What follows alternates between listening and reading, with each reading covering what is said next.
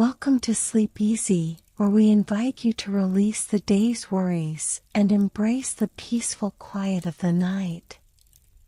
Thank you for joining us in this calm moment. Tonight's story is called Echoes of the Aurora. In a world where light and shadow dance in delicate balance, Echoes of the Aurora follows Eleanor, a young girl chosen by the stars to restore harmony to the earth. Guided by a mysterious amulet, she embarks on a journey through frozen forests, crystal clear lakes, and beneath the shimmering auroras of the far north. Along the way, she encounters mythical creatures and uncovers the hidden truths of her own heart, learning that true courage comes from embracing both the light and dark within. This is a tale of self-discovery, healing, and the power of the natural world. Now, as you settle in, take a slow, deep breath. Feel the weight of the day melt away, and let the soft, quiet rhythm of your breath bring you closer to a state of calm. With each exhale, allow your muscles to relax and your thoughts to gently fade. Let the story unfold, guiding you into a peaceful sleep, surrounded by the whispers of the aurora. The air in Luminera was sharp and still, the kind of cold that pricked the skin and turned every exhale into a wisp of frost. Snow blanketed the village, muffling the crunch of boots on the ground as the last of the townsfolk retreated indoors. Above, the skies came alive, a cascade of green and violet ribbons rippling across the heavens. To the villagers, the aurora was a familiar sight, yet its beauty never faded. 16-year-old Eleanor sat perched on the windowsill of her small cabin, her sketchbook balanced on her lap. She tilted her head, studying the patterns above with a fascination she never seemed to outgrow. Her pencil moved swiftly across the page, capturing the delicate dance of light and color. "You're up late again," her mother called from the hearth, where the fire was dying into embers. Eleanor shrugged without looking away from the window. "The lights are different tonight. Don't you see it? Look, there are shapes in the ribbons, like symbols or letters." Her mother chuckled softly. "You have an imagination as big as the sky, Ellie. But don't stay up too late. The cold will creep in even with the fire." As her mother retired to bed, Eleanor turned back to the aurora. Her brow furrowed. She wasn't imagining it. The lights did seem to move with a deliberate rhythm, forming fleeting patterns that resembled strange, ancient runes. She flipped to a blank page and began copying the shapes as quickly as she could. The wind picked up outside, a gentle but persistent whistle that seemed to weave itself into the silence of the night. Eleanor paused, her pencil hovering over the paper. The sound wasn't like any wind she'd heard before. It was soft and melodic, like a distant voice carried on the breeze. Her heartbeat quickened. "Is someone out there?" she whispered, though she knew no one would hear her. The wind swirled again, brushing against the window pane. For a moment, Eleanor thought she caught a single word in the current, a faint and fragile sound that made her skin prickle. She pressed her ear against the cold glass, straining to listen. "Help!" Eleanor gasped, pulling back. The word was so faint she couldn't be sure if she had truly heard it or if her mind was playing tricks on her.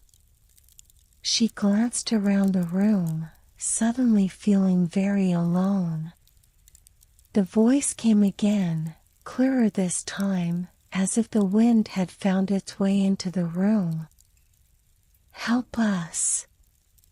Her sketchbook fell to the floor as she stood, her pulse racing. She wrapped herself in a thick woolen shawl and pushed open the cabin door, the frigid air biting at her cheeks. The village was silent, the only movement coming from the shimmering lights above. "Who's there?" she called into the night. Her voice echoed briefly before being swallowed by the snow-covered landscape. The wind answered, carrying the strange voice once more. "Follow the lights."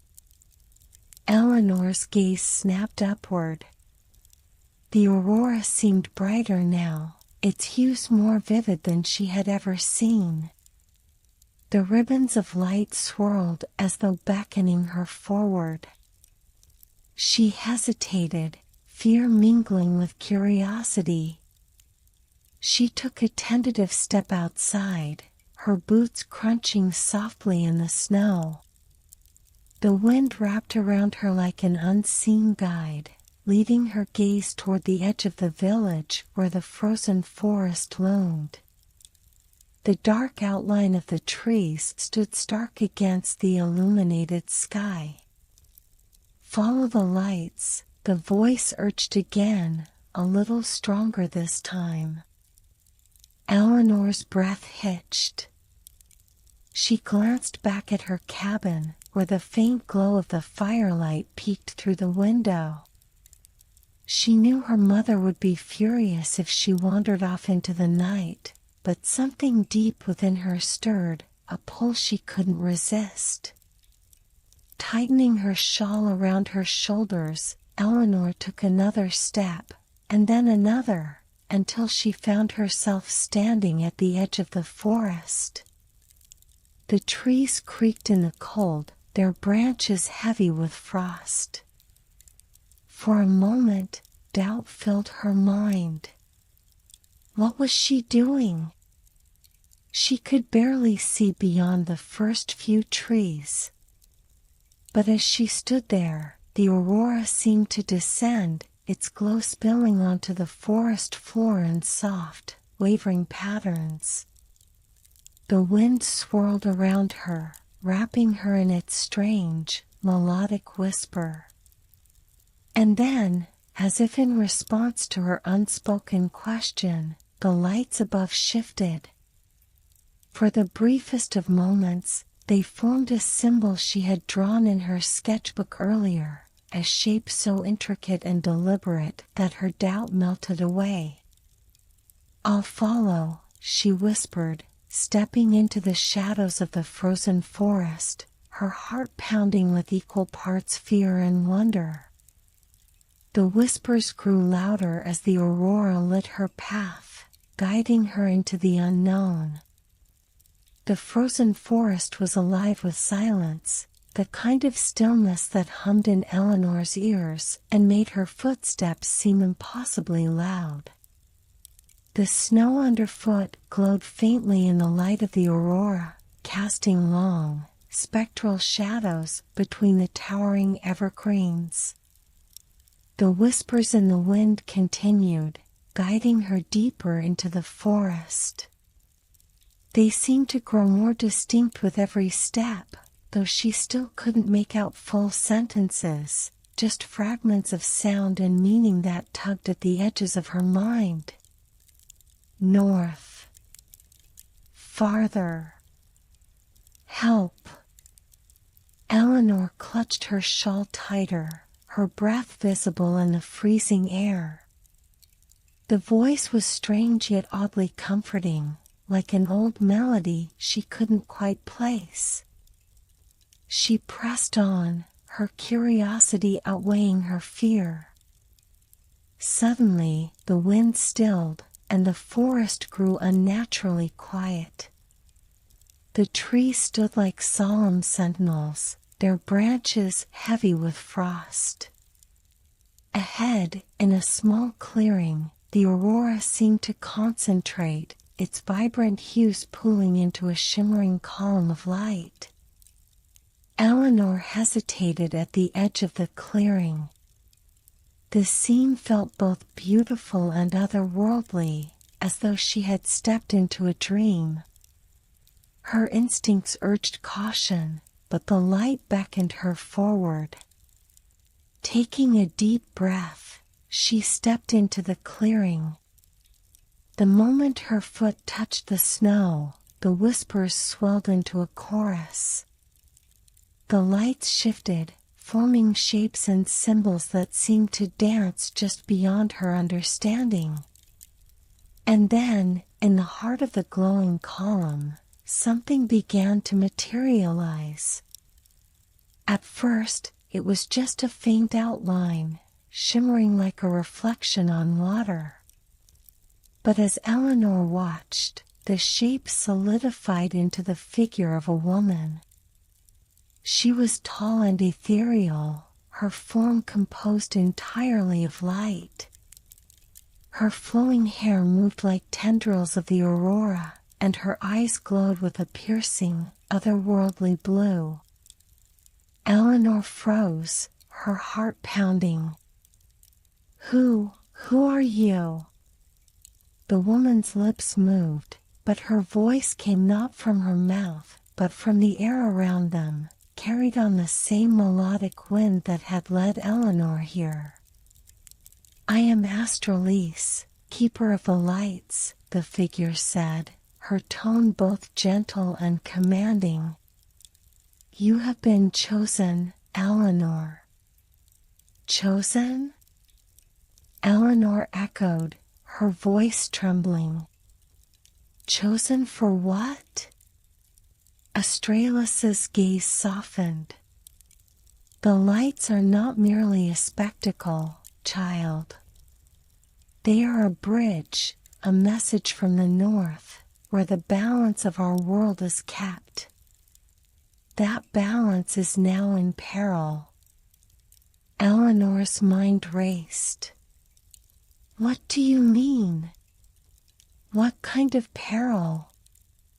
"The ice is melting, and the winds grow weak," Astrolise replied, her form flickering slightly. "The threads that bind our world are unraveling. A force seeks to sever the connection between the north and the rest of the world, and with it, the aurora will fade. Without the lights, the balance will collapse, plunging the land into eternal shadow." Eleanor stared, her breath catching in her throat. "But why me? I'm just a girl. What can I do? You see the lights as more than beauty. You hear their whispers when others cannot. That makes you special," Astrolise said, her voice filled with both urgency and warmth. "You must travel to the northern reach, where the heart of the lights resides. There, you will find the answers you seek, and the strength you need." Eleanor's legs felt weak. This was too much to take in. "I don't even know the way," she stammered. "How could I possibly do this?" Astrolise extended a hand, her fingers made of shimmering light. "The lights will guide you, Eleanor. Trust them as they have trusted you." Before Eleanor could respond, Astrolise began to fade, her form dissolving back into the swirling aurora. But as she disappeared, a small, glowing object fell from her hand and landed softly in the snow. Eleanor stepped forward and picked it up. It was a small crystal, its surface smooth and cold, yet it pulsed faintly with warmth, as though alive. The moment her fingers closed around it, a rush of energy surged through her, and the whispers in the wind became clearer. "North," the voices said, stronger now. "Follow the crystal. Trust the lights." Eleanor stood in the clearing, the crystal glowing softly in her hand. The aurora above seemed to burn brighter, illuminating a faint path through the trees. Her fear had not disappeared, but something else had taken its place, a sense of purpose, fragile but growing. Taking a deep breath, Eleanor stepped back into the forest, the crystal guiding her toward the unknown. Eleanor pressed forward through the snow, her fingers tightly gripping the glowing crystal. The wind whispered with growing clarity now, no longer a mere hum, but a guiding melody. Each step felt heavier than the last, not just from the snow, but from the weight of the revelation she had just experienced. Astralus's words echoed in her mind. She had been chosen to protect the lights, to journey to the northern reach, and to face an unknown peril. It felt impossible, yet the whispers of the aurora urged her on. As the forest thinned, Eleanor emerged onto a frozen plain that stretched endlessly before her, illuminated by the aurora's shifting colors. The crystal in her hand pulsed faintly, its glow casting a soft light on the icy ground. Ahead, she noticed a dark silhouette rising from the flat expanse. Curious and cautious, she approached the shape. It was a massive stone monolith, carved with intricate patterns that shimmered faintly in the aurora's light. Strange symbols covered its surface, some she recognized from the swirling lights in the clearing, others entirely unfamiliar. The whispers grew louder, swirling around her like a gentle current. As she stepped closer, the symbols began to glow, and the crystal in her hand pulsed in rhythm with the light. "You've found the keeper's mark," a deep voice rumbled behind her. Eleanor spun around, heart pounding. Standing a few paces away was a tall figure cloaked in thick furs. His weathered face was framed by a graying beard, and his piercing eyes glinted with the light of the aurora. Despite his rugged appearance, there was a calm, almost regal air about him. "Who are you?" Eleanor asked, clutching the crystal tightly. The man raised a hand, his movements slow and deliberate. "I am Kale, the keeper of Aurora's gate. It is my duty to protect this threshold and guide those who seek the heart of the lights." Eleanor hesitated, her mind racing. "You're a keeper? Like Astralis?" Kale nodded solemnly. "Astralis is the guide of the lights. I am their guardian in the mortal realm. She must have seen something in you, child, to send you here." "She said the lights are in danger," Eleanor said quickly. "That the balance of the world is unraveling." Kale's expression darkened, and he glanced at the glowing monolith. "She speaks the truth. The aurora is the lifeblood of this world, a connection between realms.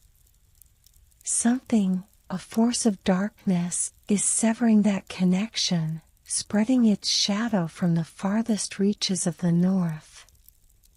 If the heart is lost, the lights will fade forever. Eleanor felt a chill that had nothing to do with the cold. And you expect me to stop it? Kale studied her for a moment before speaking. You have been chosen by the lights themselves. That is no small thing. But this journey is not one you can face alone. You will need allies, and you will need the strength to face what lies ahead. Eleanor's grip on the crystal tightened. How do I even begin? I don't know the way to the northern reach, and I don't know how to fight anything. Kale stepped closer, placing a hand on the monolith. The glowing symbols flared brighter, casting dancing patterns across the snow. This gate will guide you. It is the first of many, each one a marker on the path to the heart. But beware, the closer you get, the more dangerous the journey will become. Eleanor looked up at the monolith, her reflection shimmering faintly on its surface. What kind of dangers? Creatures born of the shadow, Kale said grimly. The closer you draw to the source of the darkness, the more it will try to stop you. But the lights have chosen you for a reason. Trust in them and trust in yourself. Kale reached into his cloak and produced a small, intricately carved compass. Its needle glowed faintly with the same light as the aurora. He handed it to Eleanor. This will help you find the next gate, he said. But you must also listen to the whispers. The lights will guide you when the compass falters. Eleanor accepted the compass, feeling its weight in her hand. She looked up at Kale, her voice steady despite her fear. Will you come with me? Kale shook his head. My place is here, guarding this gate. But I will watch over you as best I can. Remember, Eleanor, trust in the lights, and they will not lead you astray. As Kale stepped back, the monolith began to glow brighter. The symbols shifted and swirled, forming a portal of shimmering light. The wind picked up, carrying the whispers of the aurora in a rising crescendo. Eleanor took a deep breath, clutching the crystal and compass tightly. With one last glance at Kale, she stepped into the portal, the light enveloping her in its warm embrace. And then she was gone, carried forward on the path to the northern reach, her journey just beginning. Eleanor stumbled out of the shimmering portal, her boots crunching onto snow-covered ground.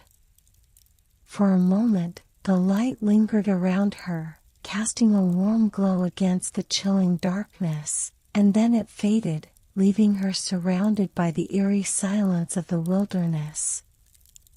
She found herself at the edge of a vast forest. Towering pines loomed in every direction, their branches heavy with snow, and their shadows stretched long in the faint light of the aurora above. The compass in her hand glowed faintly, the needle pointing steadily northward, deeper into the heart of the woods. A shiver ran through her, but it wasn't from the cold.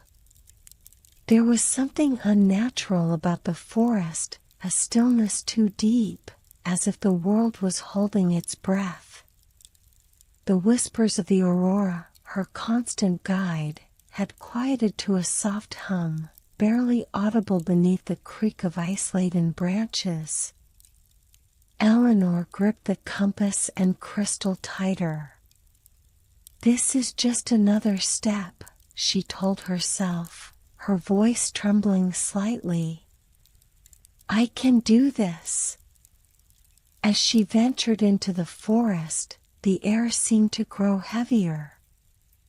The path was uneven, scattered with roots and ice patches, forcing her to tread carefully. The deeper she went, the darker it became, the aurora's glow barely filtering through the thick canopy above. Suddenly, the compass pulsed in her hand, and the needle began to quiver.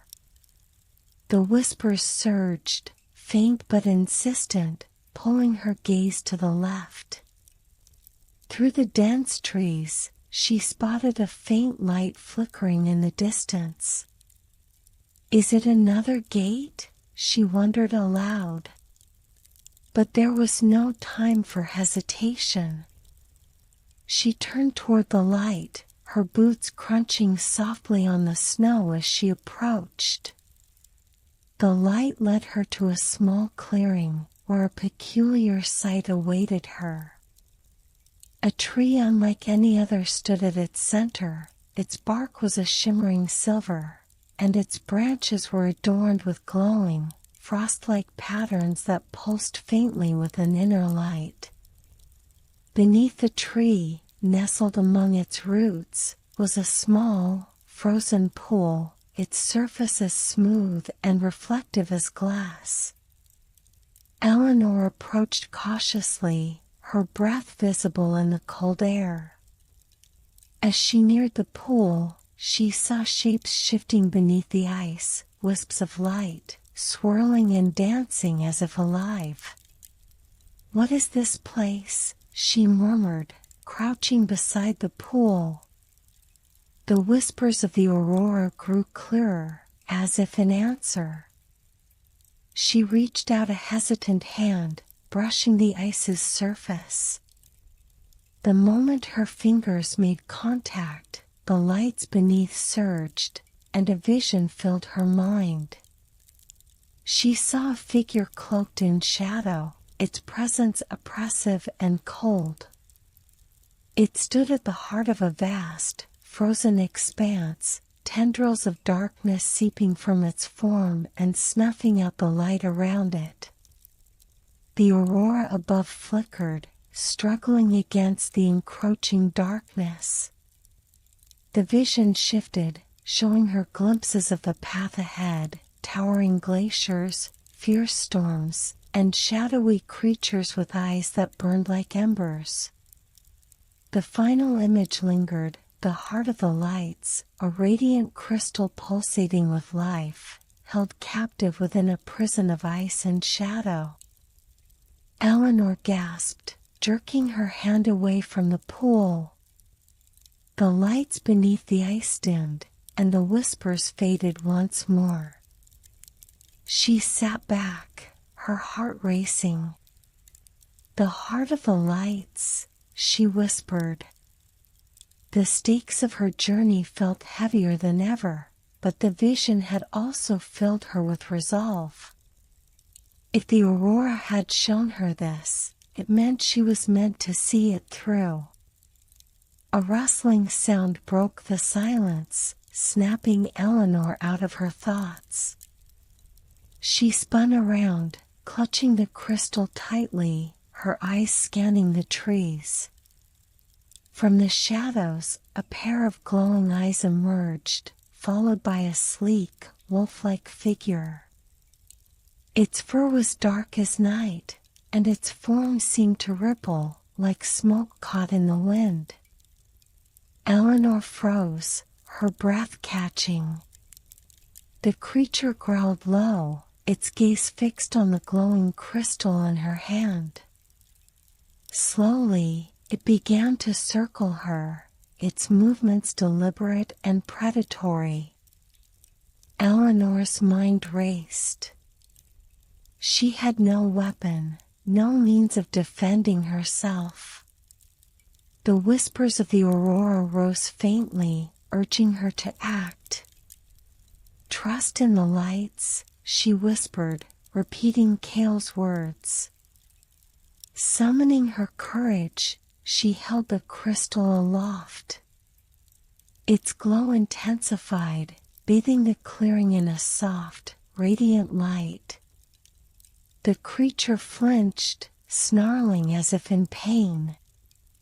Its form seemed to waver, the darkness around it dissolving in the light.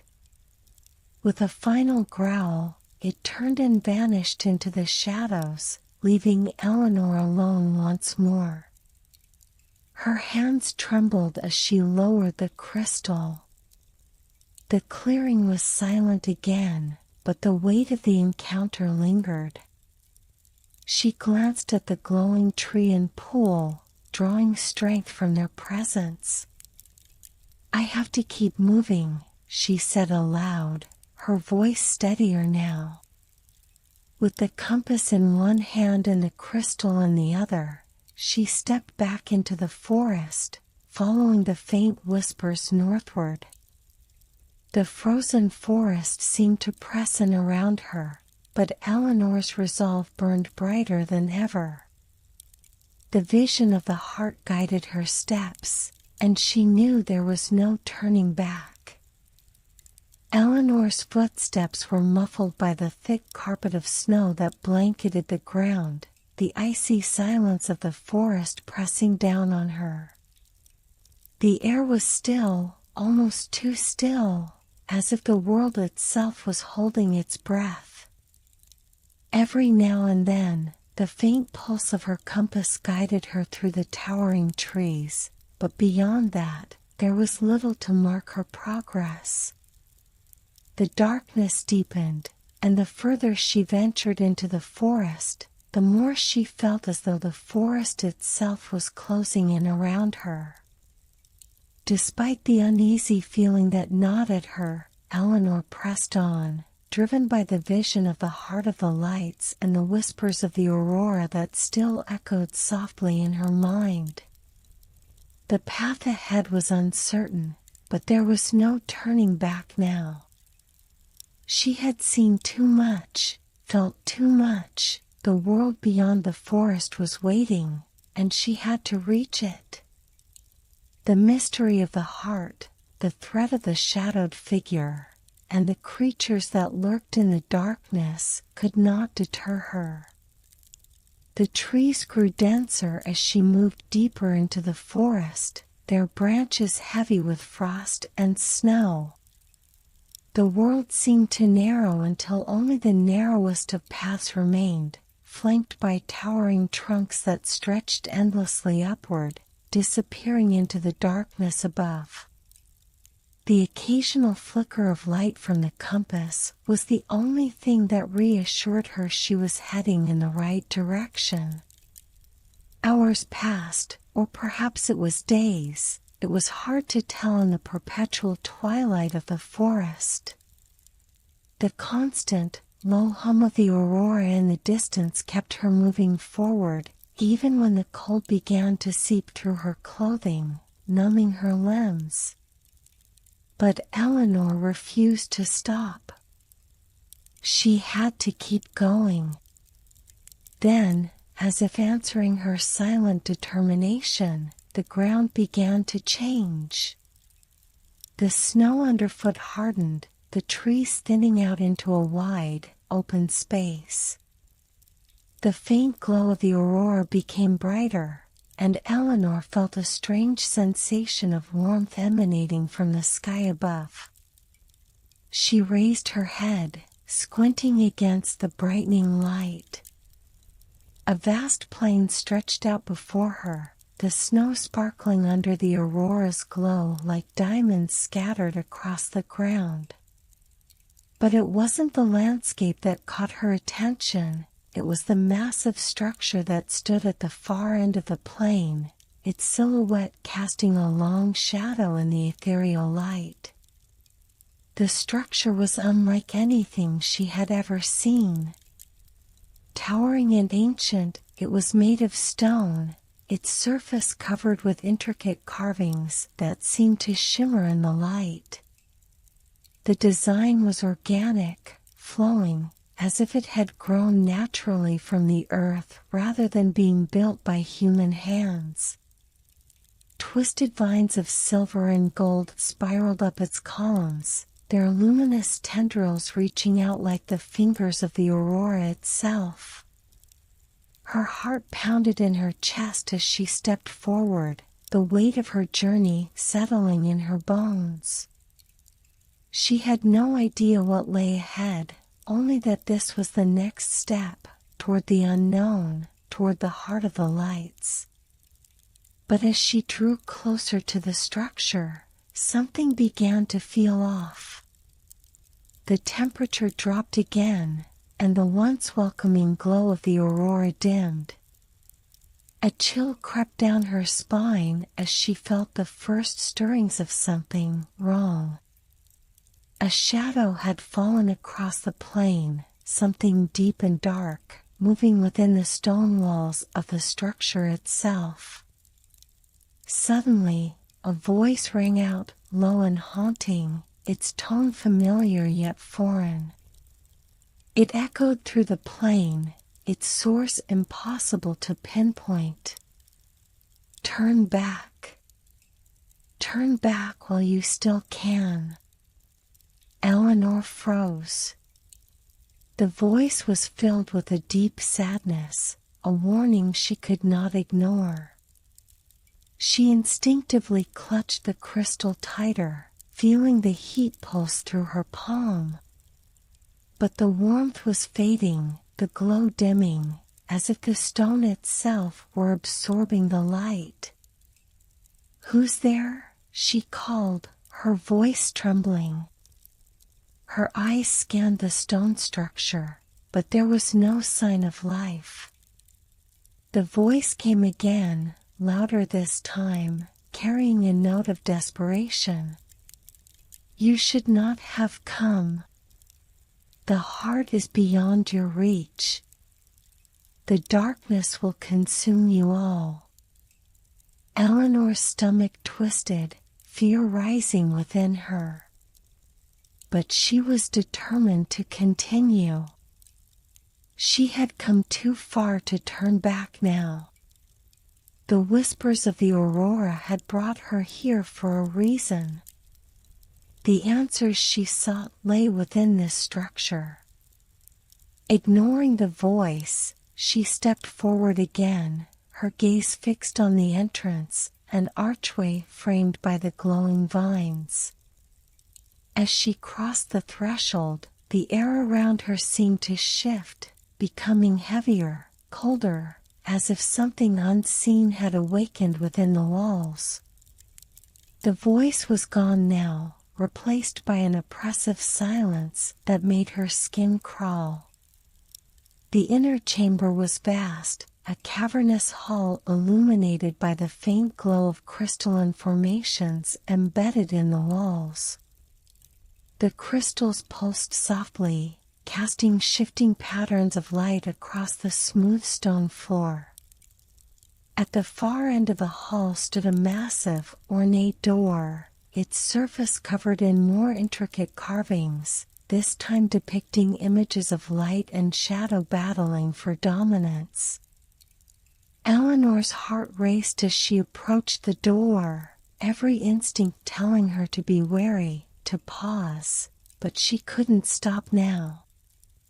The heart of the lights, the key to everything, was just beyond that door.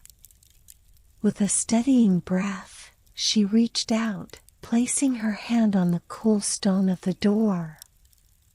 As she did, a tremor ran through the ground beneath her feet, and the crystals in the walls flickered, their glow dimming.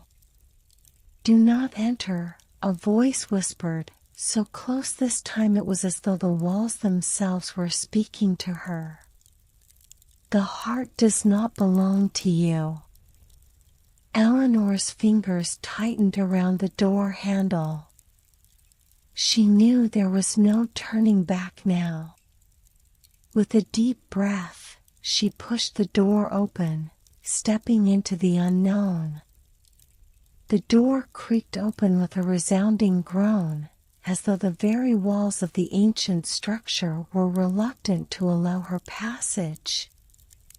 Eleanor hesitated for a moment, her breath catching in her throat, as a shiver of cold air swept past her. The vast chamber beyond the door was bathed in an eerie twilight glow, its walls lined with more of the shimmering crystals that had lit the outer hall. But this time, the light was different, fainter, softer, like the final vestiges of a fading dream.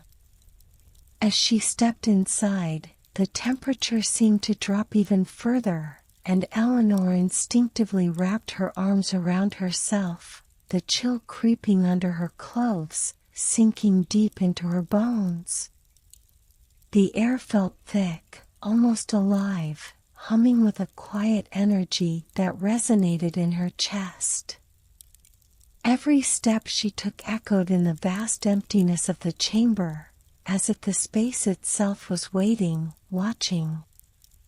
The chamber was far larger than she had expected, stretching out before her in a labyrinth of shadowed alcoves and towering columns. The floor was made of smooth, polished stone, worn by time but still majestic, like the remnants of an ancient civilization that had long since disappeared. And yet, amidst the desolation, there was a sense of purpose, a feeling that she had been drawn here for a reason. Her compass was silent now, its needle frozen in place, as if the presence of something greater had silenced its mechanical function. The glowing crystal she carried pulsed faintly, its warmth a reassuring contrast to the cold that surrounded her. Eleanor clenched it tighter in her hand and continued forward, following the path that seemed to open before her, as though the very structure was guiding her. The deeper she ventured into the chamber, the more she could sense something shifting, an undercurrent of magic, perhaps, or something older still. She wasn't sure what it was, but there was a definite feeling that something was waking up. The walls seemed to pulse in time with her heartbeat, and in the distance, she thought she saw a faint movement, like a shadow passing across the farthest corner of her vision. The path before her curved into a narrow passage, the stone walls closing in slightly, as if the chamber itself was leading her towards something. Eleanor's breath quickened. She had the distinct feeling that she was being watched. But there was no turning back. She had come this far, and there was no other choice but to keep moving forward. As she passed through the passage, the stone seemed to open up once again, revealing a breathtaking sight. The narrow hall opened into a massive chamber, the largest yet, and in the center stood an altar, a simple stone structure, but one that emanated an undeniable power. Above it, suspended in midair, was a single, glowing star, pulsating with an otherworldly light. Its glow was both gentle and powerful, as if it contained the essence of the entire night sky within it. The star floated, suspended by an unseen force, casting a soft, silver light that illuminated the entire chamber. The air around it seemed to hum with energy, and Eleanor could feel the hairs on the back of her neck stand on end. This was it, the heart of the lights, the source of all the mysteries she had come to seek. But as she approached the altar, something else caught her eye. Beneath the floating star, etched into the stone, were more carvings, an intricate pattern of runes and symbols she couldn't understand. They glowed faintly, as if they were alive, reacting to her presence. Eleanor knelt before the altar, her hands trembling, not from fear, but from an overwhelming sense of awe. The star above her seemed to pulse in time with her heartbeat, and for a moment, she thought she heard a soft, melodic hum rising from the very walls of the chamber. The light from the star grew brighter, and Eleanor could feel it. This was not just a light, not just a beacon in the dark. It was a guide, a force that could lead her to answers, to the truth of the aurora and the shadow that pursued her. But just as she reached out toward it, the star flickered, its glow fading for a brief moment before it flared brighter than ever, blinding her for an instant. Eleanor shielded her eyes, but the brightness was overwhelming, like standing too close to the sun. Then, the voice came again, this time softer, as if carried on the wind itself, its tone gentle but firm. "The journey has only just begun, Eleanor." The words were clear, like a message meant only for her, yet their meaning remained shrouded in mystery. As the light of the star began to subside, Eleanor lowered her hands, the warmth of the glow still lingering on her skin. But as her vision cleared, she noticed something strange. A faint trail of light, like a ribbon of stars, now lay before her on the floor, stretching into the darkness beyond the chamber. It was a path that had not been there before. The voice spoke again, its tone now more insistent. "Follow the light, and you will find what you seek." Eleanor stood, her heart pounding in her chest. The star, still floating above the altar, now seemed to be pointing toward the newly revealed path. With no other choice, she took a deep breath and stepped forward, her feet following the glowing trail of stars that now illuminated the way ahead. Each step felt deliberate, as though the path was guiding her, pulling her closer to the answers she had sought for so long. But deep within her, there was a quiet sense of dread, a feeling that the further she walked, the deeper she would be drawn into a world she could not control. The star above her flickered softly, its glow a constant companion as she ventured into the unknown, guided by the first of the guiding stars that would lead her to the heart. But one thing was certain, the journey was far from over. The path seemed endless, winding through the dark, the stars above her flickering like distant beacons.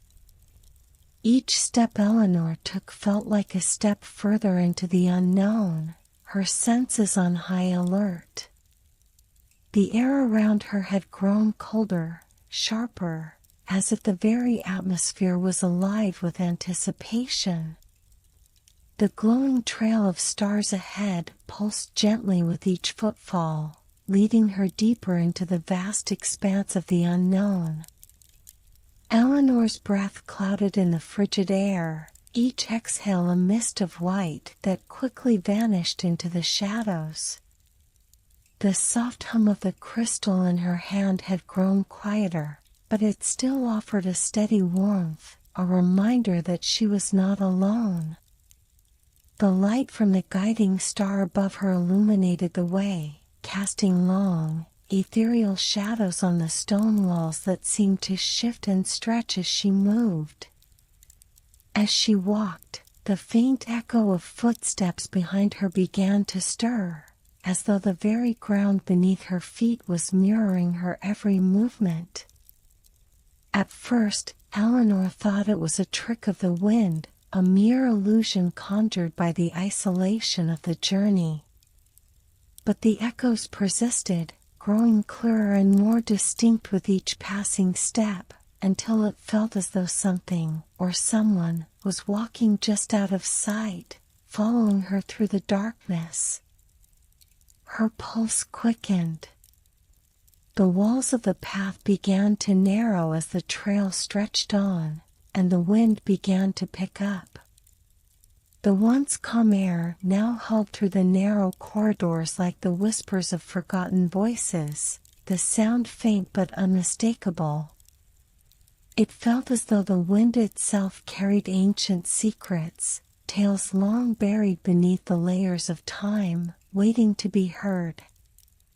She paused, her eyes scanning the shadows ahead, but there was nothing, just the unbroken stretch of stone, the flickering stars guiding her forward. But the wind seemed to speak. The voices were soft at first, too quiet to understand, but as she strained her ears, the words became clearer. Turn back, leave this place. Eleanor froze, her heart pounding in her chest. She turned slowly, half expecting to see someone standing behind her, but the corridor was empty. Only the eerie, twisting shadows followed her every movement, as though the very darkness were alive. "Who's there?" she called out, her voice shaking despite her best efforts to remain calm. The wind seemed to sigh in response, a faint, mournful sound that echoed off the stone walls, as though the very air was grieving something lost. Then, the voice came again, clearer this time, like a whisper carried by the wind itself. "Eleanor, you must listen." Eleanor's grip tightened on the crystal. She could feel its warmth again, pulsing in time with her heartbeat, steady and reassuring. But the voice from the wind continued, its tone filled with a deep sorrow that tugged at her heart. "You cannot escape what awaits you. You cannot outrun the truth of the heart." The words were a heavy weight, pressing down on her chest, and for a moment, Eleanor felt a cold, gnawing fear take root within her. She had come so far, had traversed the impossible, and yet the whispers in the wind seemed to suggest that the end was already written, that she could not change her fate. With a shaky breath, Eleanor took a step forward, trying to quell the growing unease that clawed at her. The wind howled again, more urgently this time, as though it were trying to warn her. "Turn back. Turn back before it is too late." But Eleanor didn't stop.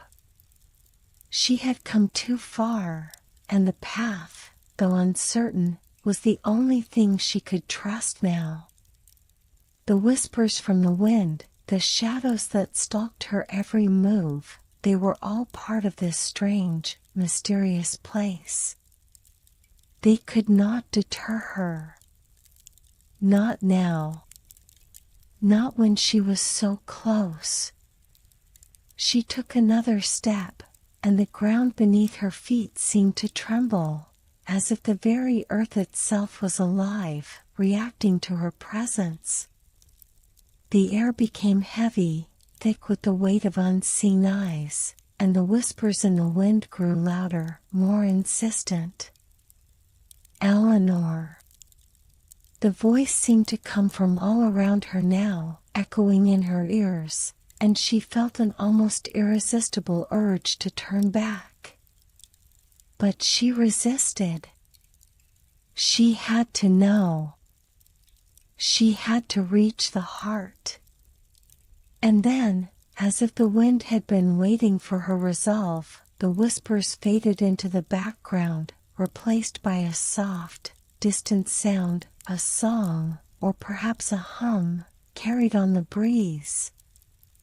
It was faint at first, like the distant melody of a forgotten lullaby, but it was beautiful. So beautiful that it almost felt like it belonged to a different world entirely. The sound was soothing, even comforting, and it carried with it a sense of hope, a feeling that despite the danger, despite the overwhelming odds, Eleanor was on the right path. The wind seemed to shift, no longer a foreboding force, but a gentle guide, ushering her forward. Her feet moved of their own accord, the path now opening up before her, the once narrow corridor widening into a vast open space. The sound of the wind grew softer, and the song grew clearer. It was a strange, otherworldly melody that resonated deep within her soul, filling her with a sense of peace she had not felt in what seemed like forever. The trail of stars grew brighter, and as she looked up, she saw something unexpected, a glimpse of the night sky. The ceiling of stone above her had disappeared, and in its place, the heavens stretched out in a magnificent tapestry of stars, their light spilling down onto the earth below. For the first time since her journey began, Eleanor felt a sense of calm settle over her. The whispers of the wind, the echoes of voices from the past, they no longer felt like threats. Instead, they were a part of this world, an ancient, forgotten symphony that spoke of things long lost and things yet to be discovered. The stars above twinkled brightly, their light beckoning her forward, as the melody in the wind whispered its final words to her: trust the journey. Trust the light. And with those words echoing in her mind, Eleanor took the next step, her heart steady, her resolve unshaken. The path ahead was still uncertain, but for the first time, she felt as though she was exactly where she needed to be. Eleanor's breath came in sharp bursts, her steps leaving soft impressions in the snow that quickly faded behind her. The wind had shifted since the whispers in the dark, now picking up with a cold, biting fury, sending sharp flurries of snow swirling around her. The stars above still guided her, but the path ahead was becoming increasingly hard to see, obscured by a relentless, swirling blizzard. The snowstorm's howl sounded like a wild beast in the distance, its growls and gusts battering against Eleanor's resolve. She had never felt such cold, the icy air cutting straight through her clothes and sinking into her bones. The warmth of the crystal in her hand had dulled, as though the very storm was trying to extinguish the light she carried with her. For the first time in days, Eleanor paused. Her legs ached, and the ever-present sense of urgency gnawed at her. The heart of the northern lands was not far now. She could feel it in the very air she breathed, but the storm was relentless. She was being tested, and every instinct in her screamed to take shelter, to rest. Yet, she knew there was no time to waste. Just as she was about to push forward, a figure appeared through the blizzard. It was a shadow at first, an indistinct shape in the chaos of snowflakes and wind. But as the figure drew closer, Eleanor could make out the outline of a tall, cloaked figure. The person moved with eerie grace, almost as though the storm bent to their will. Their cloak billowed behind them like a dark cloud, but their face remained hidden in the shadows of their hood. Eleanor stood frozen, uncertain whether this figure was friend or foe. Her instincts told her to stay alert, but something about the figure's presence felt familiar. As though this encounter had been written into the very fabric of her journey, as though this storm was more than just a test of endurance. The figure stopped a few paces away from her, standing in the midst of the raging snowstorm with an unsettling calm. Eleanor could barely make out their features beneath the heavy cloak, but their voice, when it came, was clear and resonant, cutting through the noise of the wind. "The storm is not your enemy, Eleanor," the figure said, their voice like the wind itself, soft, but commanding. "It is a messenger. You must listen." Eleanor blinked, trying to make sense of the words. The snowstorm had been nothing but a barrier to her journey, a relentless force that seemed to mock her every effort. How could it possibly be a messenger? "What do you mean?" Eleanor asked, her voice barely audible above the roaring winds. She could feel the cold biting into her skin, but there was a deeper chill in the air now, as if the storm had heard her question and was answering with a force it hadn't revealed until now. The figure tilted their head slightly, and though their face remained obscured, Eleanor felt an undeniable sense of recognition. There was something ancient about this figure, as though they had been waiting for her for an eternity. "The storm is the keeper of secrets," the figure continued. "It holds the memory of the land, of the people who once walked here. But it does not reveal its truth to just anyone. Only to those who are ready to hear it." Eleanor's heart raced, her eyes narrowing as she struggled to make sense of this cryptic message. The keeper of secrets? What secrets could the storm possibly hold? She had come this far, endured so much, and yet she felt no closer to understanding the true nature of the heart or the world she had entered. The figure seemed to sense her confusion and raised a hand, pointing toward the swirling blizzard ahead. "The storm will not let you pass unless you understand its secret. If you wish to continue, you must answer this question: what lies beneath the snow?" Eleanor looked at the snow-covered ground around her, the endless white expanse stretching out in all directions. The question seemed simple enough, yet she felt the weight of it settle heavily on her shoulders. What lay beneath the snow? Was it the same land she had seen when she first arrived, or something else entirely? Was it the heart she sought, hidden away beneath layers of time and frost? Before she could answer, the wind shifted again, and the snow began to swirl more violently. The figure stepped back, their forms slowly dissolving into the storm, their voice now barely a whisper. "Find the answer," they called out, "and the storm will reveal its truth." Eleanor stared at the place where the figure had stood, her mind racing. The question lingered in her thoughts like a weight, each time she considered it, making her heart beat faster. Beneath the snow. Beneath it all, what truly lay hidden? The storm grew stronger, its force pushing against her with a ferocity she had not anticipated. But there was something different about it now. Something almost inviting. The winds no longer seemed to be a barrier, but a challenge, an opportunity.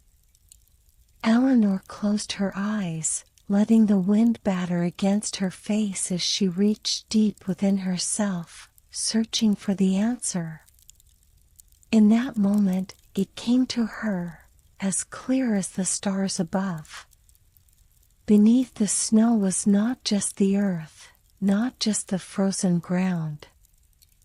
Beneath the snow was memory, the remnants of the past, the lost history of a world forgotten by time.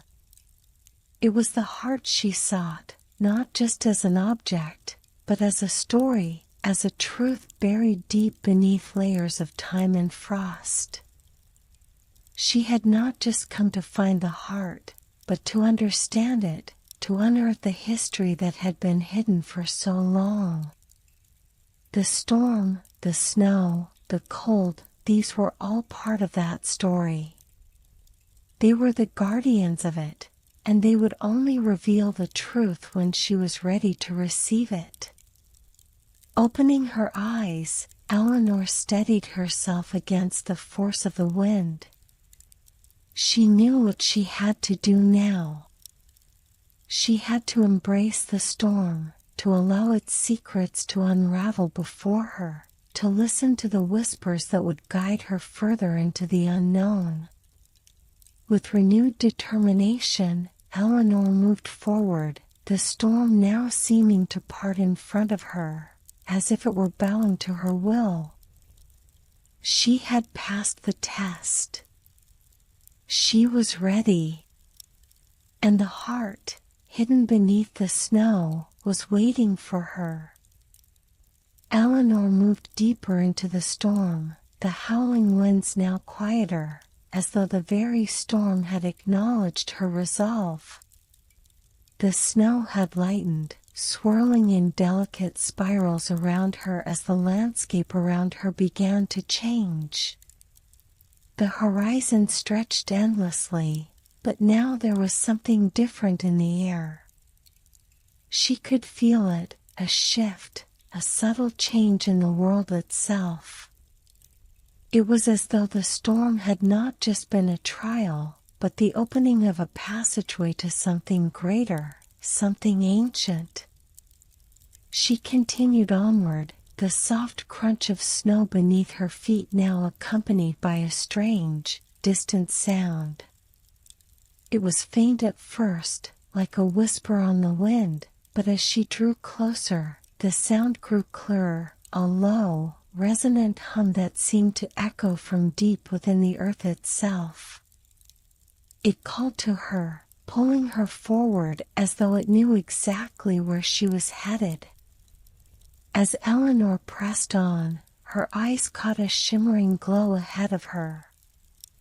The snow had cleared, and in the distance, she saw what looked like a great expanse of ice stretching across the landscape, a vast, frozen bridge that spanned a deep chasm, its surface gleaming with an ethereal light. The ice bridge. Eleanor's heart skipped a beat. She had heard stories of this bridge, a sacred crossing known only to those who ventured into the heart of the northern lands. It was said that the ice bridge connected the present to the past, a pathway made of memories, frozen in time. To cross it was to face the history of one's journey, and perhaps to confront the past they had long forgotten. The bridge seemed to pulse with a life of its own, the light shifting in a slow, rhythmic pattern as though it were breathing, alive with ancient energy. She stepped closer, hesitant but determined. The sound she had heard earlier seemed to emanate from the bridge itself, a deep, almost musical hum, as though the ice itself were speaking, telling a story long buried in the frozen silence. With each step Eleanor took toward the bridge, the air grew colder, and her breath fogged in front of her. But it was not a cold that bit or stung. It was the kind of cold that numbed the senses, as if it were a memory of a forgotten winter. There was no immediate danger here, only an overwhelming sense of the past pressing in on her, wrapping her in a weight she could not explain. At the base of the ice bridge, Eleanor stopped.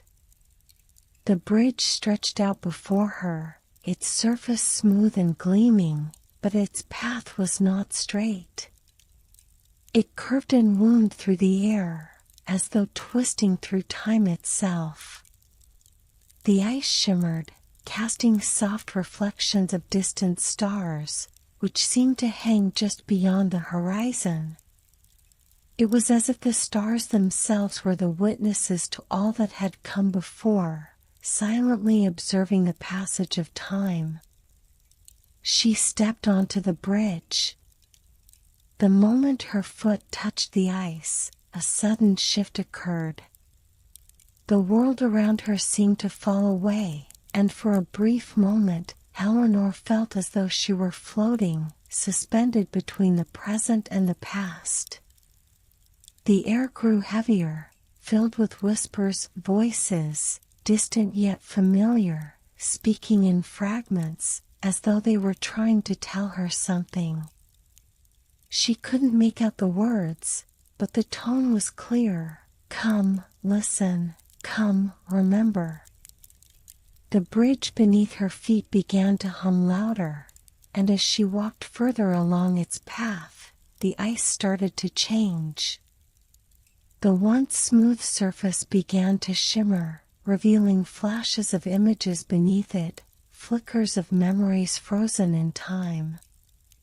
She saw a woman, young and smiling, walking through a forest much like the one she had crossed earlier. Her face was familiar, but Eleanor couldn't place it. She saw a family, gathered around a fire, laughter echoing in the cold night air. And then, the images began to shift, changing in a blur of memories, each more fleeting than the last, until the past seemed to merge into one continuous thread. Eleanor stopped, staring at the images as they swirled beneath her feet. The coldness of the ice was not just physical. It was a deeper chill, a haunting reminder of all the stories that had been lost to time, of the lives lived and forgotten, of the people who had once walked this land. The voices grew clearer now. She could hear them more distinctly, each one carrying a fragment of the past.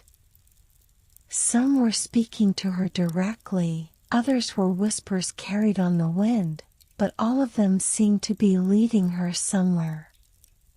Find it. Find what was lost. Eleanor knelt, placing her hand against the cold ice. The hum beneath her fingers grew stronger, and a sudden vision flashed before her eyes. She was no longer standing on the bridge. She was back in the forest, but this time it was not the same forest she had walked through before. The trees were different, taller, more ancient, their branches thick with frost. In the distance, she saw a figure, cloaked in white, standing in the snow. Their back was to her, but she could sense their presence, as if they were waiting for her. It was a memory, but it felt so real, so vivid, as though she were living it. The figure turned slowly, revealing a face she recognized, her mother's face, though it was younger, untouched by the years that had passed. "Come closer," the figure said softly, her voice carrying through the cold air. Eleanor's heart pounded in her chest, the vision overwhelming her senses. She reached out, but just as her fingers were about to touch the figure's outstretched hand, the vision shattered, leaving her once more on the ice bridge, the images below her feet now gone. The hum of the bridge had ceased, and in its place was an eerie silence. Eleanor's breath was shallow as she tried to process what had just happened. Had it been a memory, or a vision of something to come? She couldn't tell, but she felt an undeniable pull in her heart, a connection to the figure she had seen, to the mother she had lost so long ago. The ice bridge had shown her something profound, something beyond what she had expected, but it had not given her all the answers. The bridge had shown her a glimpse of the past, but there was still more to uncover. The memory of the figure lingered in her mind, and she knew, somehow, that she was getting closer to the truth. With a deep breath, Eleanor steadied herself and continued walking. The path ahead of her remained uncertain, but the ice bridge had revealed the first piece of the puzzle, a piece that would lead her further into the heart of the northern lands and closer to the truth she had been seeking. The storm may have faded, but the real journey, Eleanor realized, was only just beginning. The journey across the ice bridge had left Eleanor with more questions than answers. As the last remnants of the snowstorm melted behind her, the air began to grow clearer, and the weight of the silence that had once hung over her seemed to lift. The path ahead was now lined with thick evergreens, their branches heavy with frost, but there was something different in the air, a freshness that felt like a new beginning. Ahead, she saw a new feature in the landscape, one that had not been visible from the ice bridge. A great expanse of water stretched before her, its surface smooth and glass-like, reflecting the world around it with a precision that felt almost unnatural. It was as though the lake had captured every detail of the land, holding it in perfect stillness. The Crystal Lake. Eleanor had heard stories of this lake, whispers from the travelers who spoke of its beauty, but also of its mysteries.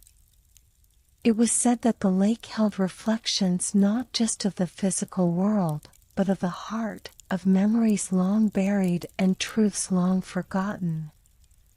Those who gazed into its depths were sometimes faced with their own souls, staring back at them in the form of visions and revelations. She stood at the edge of the lake, staring into the still waters. The reflection before her was so perfect that it almost seemed like a mirror, and yet there was something deeper beneath the surface, a hidden world, just out of reach. Eleanor took a cautious step forward, drawn to the lake's edge as if some invisible force beckoned her closer. The air grew colder once more, but it was not the biting cold of the storm, it was the chill of something ancient, something waiting. As her foot touched the edge of the water, a ripple spread outward, breaking the perfect reflection into 1,000 pieces. The surface of the lake shimmered, then stilled once more, but this time, the reflection had changed. It was no longer just her own image staring back at her. Now, there were shapes and figures, faint but undeniable, swimming just beneath the surface. Her heartbeat quickened as the figures became clearer. She saw, in the reflection, a younger version of herself standing in the forest, a moment she vaguely recognized from her childhood, but one that felt distant, disconnected. Beside her, a figure that had once been a constant in her life, the face of her mother, appeared in the shimmering water. Eleanor's breath caught in her throat. But as quickly as the image had appeared, it faded into something else. The face of her mother dissolved into the dark waters, replaced by new reflections, new memories that she had never known but somehow felt deeply familiar. There were visions of her ancestors, faces she had never seen but whose presence seemed to stir something deep within her soul. The water rippled again, and Eleanor saw an image that stopped her in her tracks, a vision of the northern lands, but one that was not in the present. This was a time long past. A great civilization stood along the shores of a vast, ancient city. She saw the people, dressed in garments of fur and intricate, glowing symbols, their faces full of life, but all of them standing in solemn silence, gazing toward the horizon. The city was magnificent, its architecture grand and harmonious with the land, and yet there was an undeniable sadness in the air. The people seemed to be waiting for something or someone, as though they had been anticipating a moment that would never come. Eleanor leaned closer, her heart pounding in her chest. The reflection in the water shifted again, revealing a figure, an individual she did not recognize, but who seemed to exude a quiet strength. The figure stood at the center of the city, surrounded by others, their hands raised toward the sky. It was as though they were calling out to something beyond, something unseen, yet desperately sought. Her eyes widened. The figure was familiar in a way she couldn't explain. The face was unclear, obscured by the shimmering water, but the energy that radiated from them felt like it was meant for her, like a message, a beckoning. Eleanor felt a surge of connection, a deep urge to understand what she was seeing. She knew she had stumbled upon something important, something that held the key to unraveling the mysteries of this land and the journey she had embarked upon. Before she could reach out to touch the water, the image shifted once more. The ancient city began to fade, replaced by another vision. This time, it was the ice bridge again, but the reflection was not of the present. Instead, it showed the bridge in a past long forgotten, a time when it had been in its prime, when it had connected lands that no longer existed, its stones carved with symbols of power and wisdom.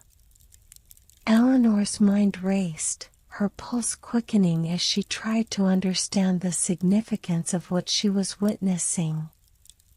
The lake had shown her glimpses of the past, but now, she realized, it was not just the past she had to understand.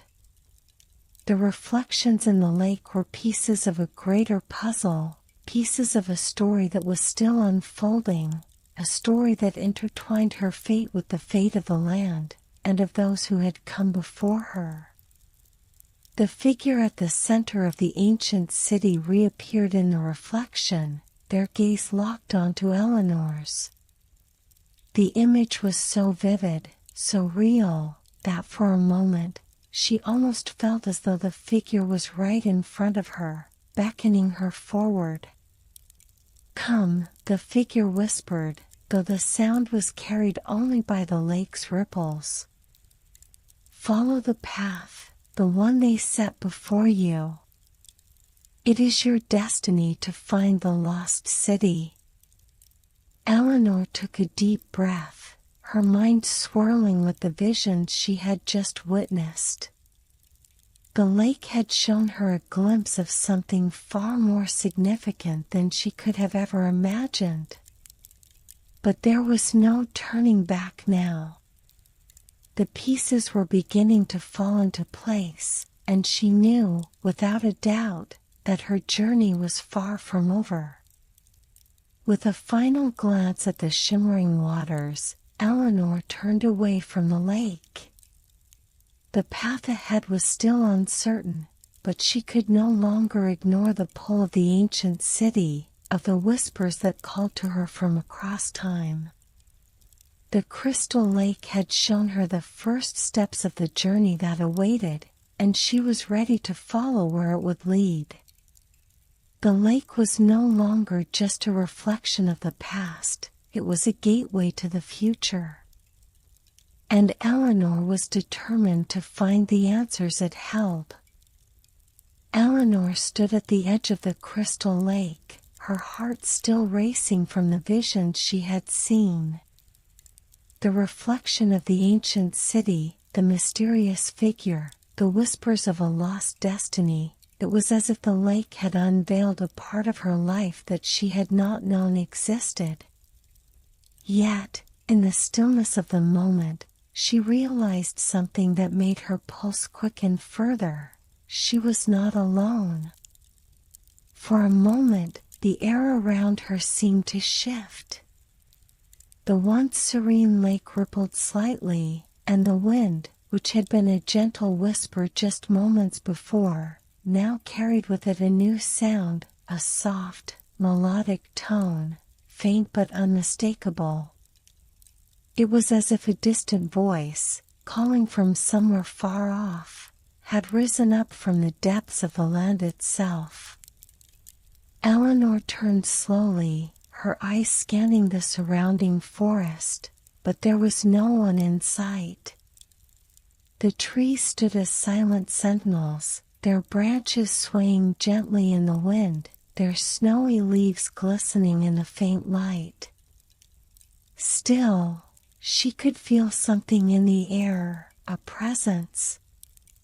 She wasn't sure how, but she knew that she was being called.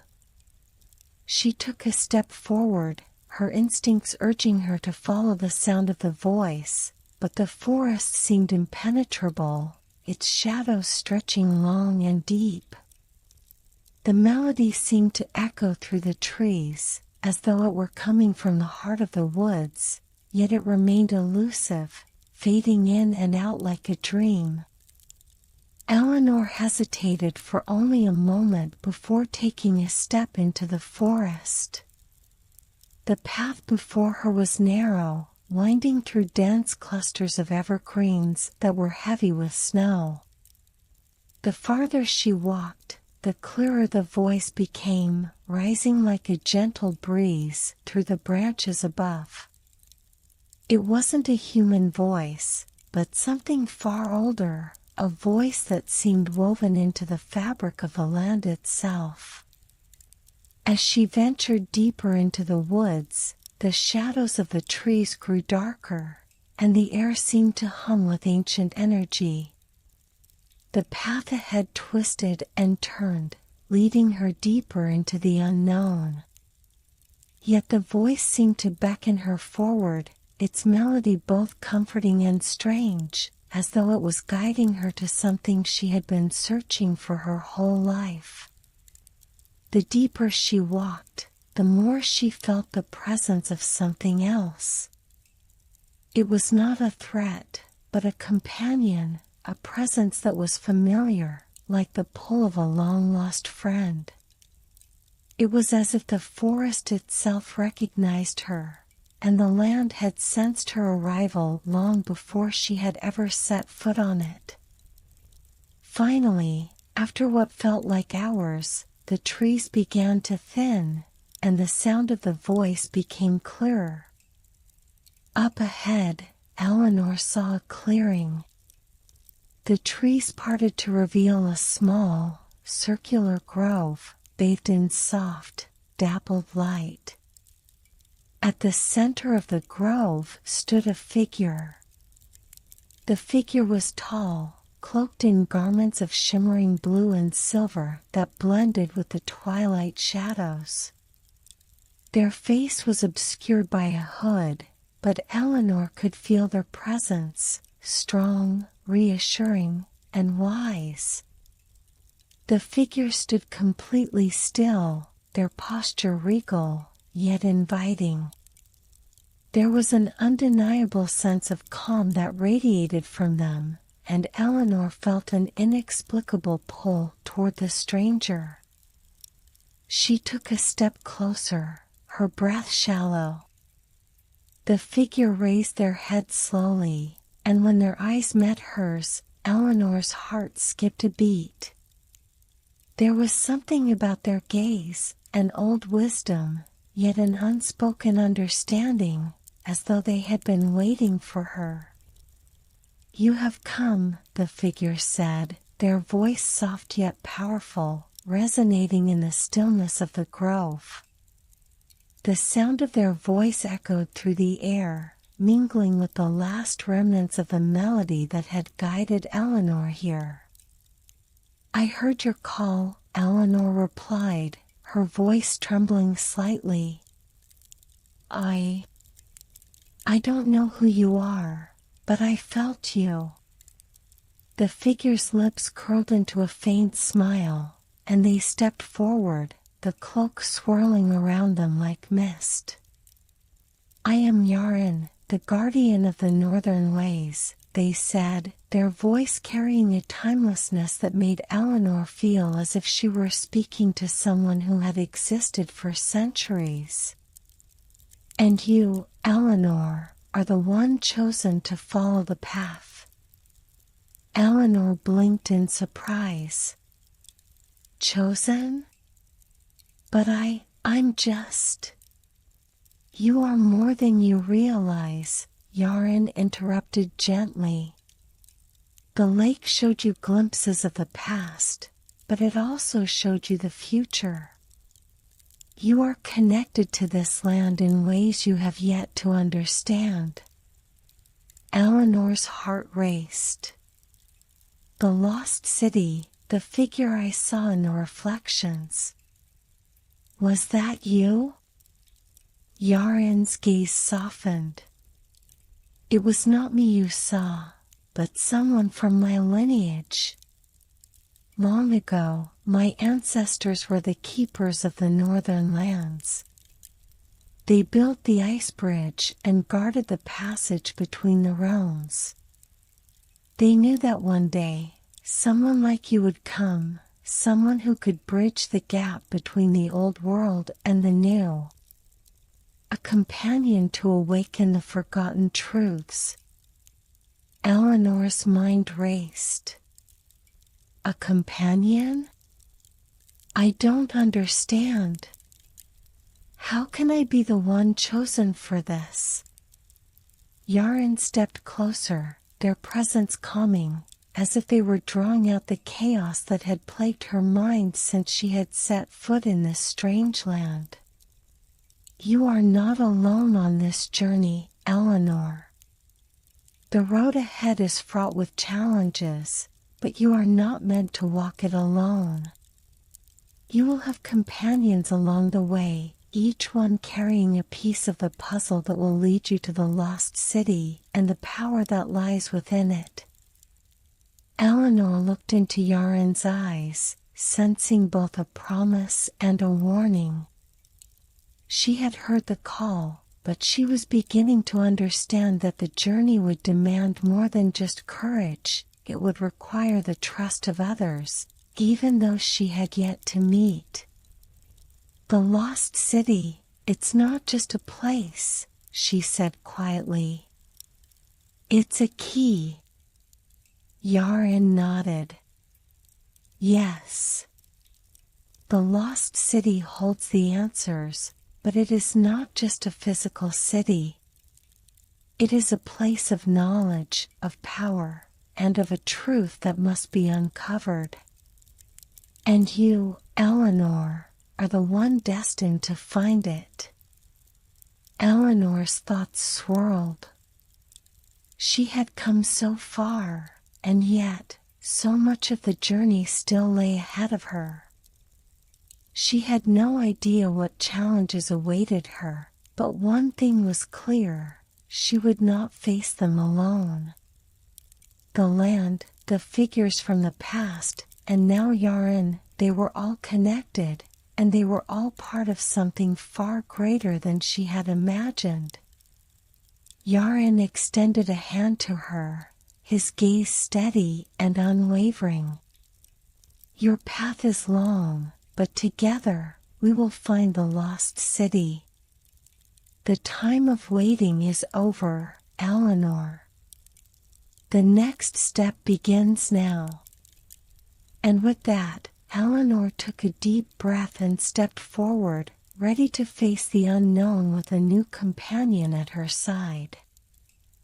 Eleanor's breath misted in the cold air as she stood beside Yarin at the edge of the ancient glacier.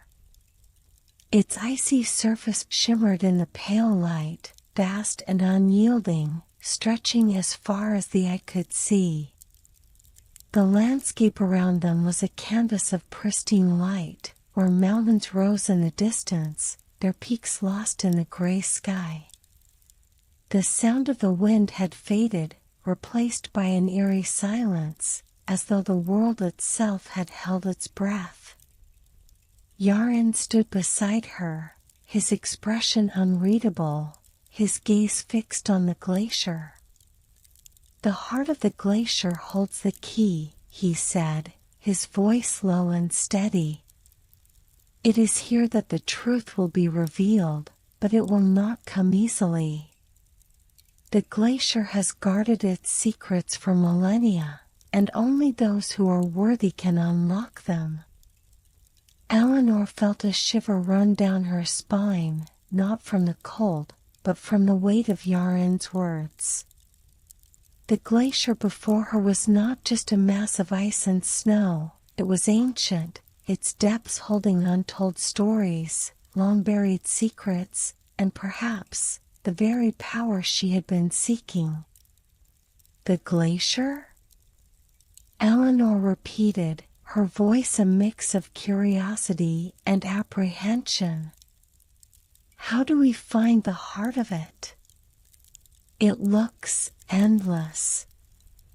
Yarin smiled faintly, his eyes reflecting both wisdom and something else, something older, as if he had faced this trial many times before.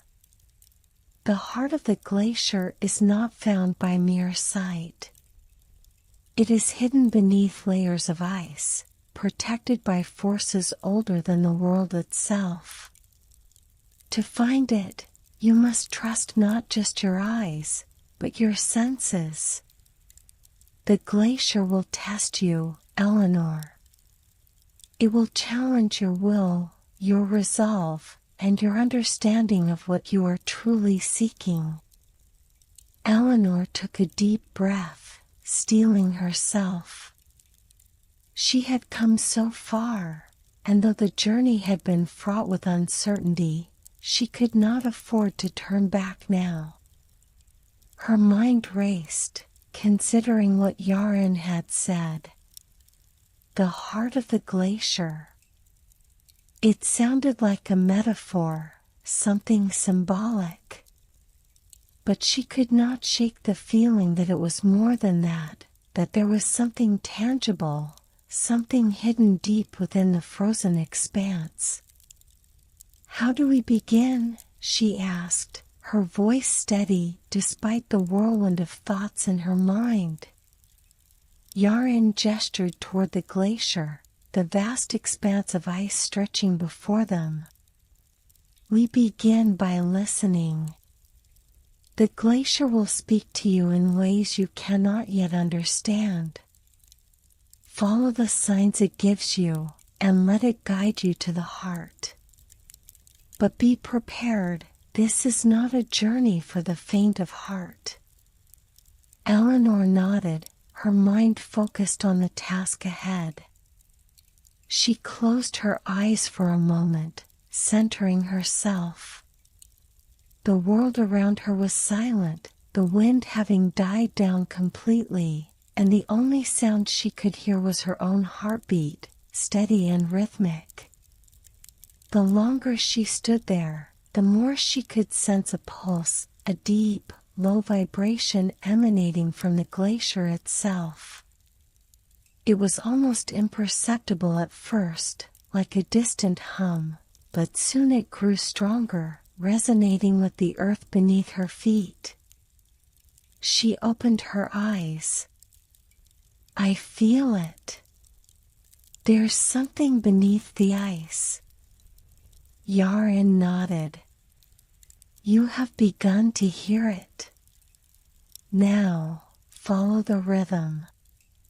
Let the glacier's pulse guide you." With her senses heightened, Eleanor took her first step onto the glacier. The surface beneath her boots was slick, but the ground was firm. Each step seemed to send a slight tremor through her, as if the ice was responding to her presence.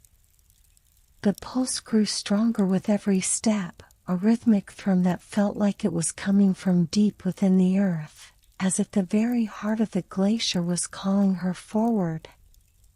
They moved forward slowly, Yarin leading the way, his movements smooth and purposeful, as though he had walked these paths before. The glacier was vast, its surface marked by crevasses and fissures, the ice glistening in shades of blue and white. But Eleanor's attention was drawn to something else, a faint, shimmering light that seemed to dance just beneath the surface of the ice, beckoning them closer. As they walked, the air grew colder still, and the light from the sky dimmed, as though the glacier itself had begun to absorb the world around it. The hum beneath their feet grew louder, and Eleanor's sense of purpose intensified. She could feel that they were getting closer, that whatever lay hidden in the depths of the glacier was within reach. And then, just as they reached a particularly deep crevasse, the ice before them began to shift. A low groan reverberated through the ground, and the surface of the glacier seemed to crack open, revealing a deep fissure in the ice. At the heart of the crack was a glowing blue light, an ethereal glow that seemed to pulse with life. Yarin stopped abruptly, holding up a hand. "This is it," he said softly. "The heart of the glacier. But be careful, Eleanor. The light you see is not just illumination, it is a test." Eleanor stepped closer, drawn to the pulsing light. She could feel it calling to her, an energy that seemed to resonate with her very being. The closer she got, the more she felt her own heartbeat quicken, as if it were syncing with the rhythm of the glacier itself. Suddenly, the air around her grew thick, and the light flickered. The voice of the glacier, quiet and distant, seemed to echo in her mind. "What do you seek, child of the lost city? What is it you truly desire?" Eleanor paused, her hand hovering just above the ice, her mind racing. This was it. The moment she had been waiting for. The test was not physical, it was a test of intent, of clarity, and of understanding. What did she truly seek? What was the heart of the glacier revealing to her? "I seek the truth," she said quietly, her voice firm and steady. "I seek to understand the connection between the past and the present. I seek the power to heal this world, to bring balance, and to fulfill my destiny." The light pulsed once more, brighter now, and the air around her shimmered with energy. A deep, rumbling sound filled the air, and the glacier seemed to tremble beneath her feet. Then, slowly, the ice began to crack open, revealing a hidden chamber beneath the surface. The blue light poured from within, illuminating the depths below. Eleanor stood still for a moment, her heart pounding in her chest. She had passed the test, she had spoken the truth she had long buried within her. And now, the glacier had revealed its heart to her. Yarin stepped forward, his eyes meeting hers. "You have found it, Eleanor. The heart of the glacier. Now, we must go deeper, for the path to the lost city lies beyond these walls." With a deep breath, Eleanor took the first step into the chamber below, ready to face whatever awaited her in the heart of the glacier. The journey was far from over, but with each step, she felt herself growing closer to the truth that had eluded her for so long. The chamber beneath the glacier was unlike anything Eleanor had ever seen. The walls shimmered with a soft, ethereal glow, the blue light from the glacier illuminating the cavern in a way that made the ice appear alive, almost sentient.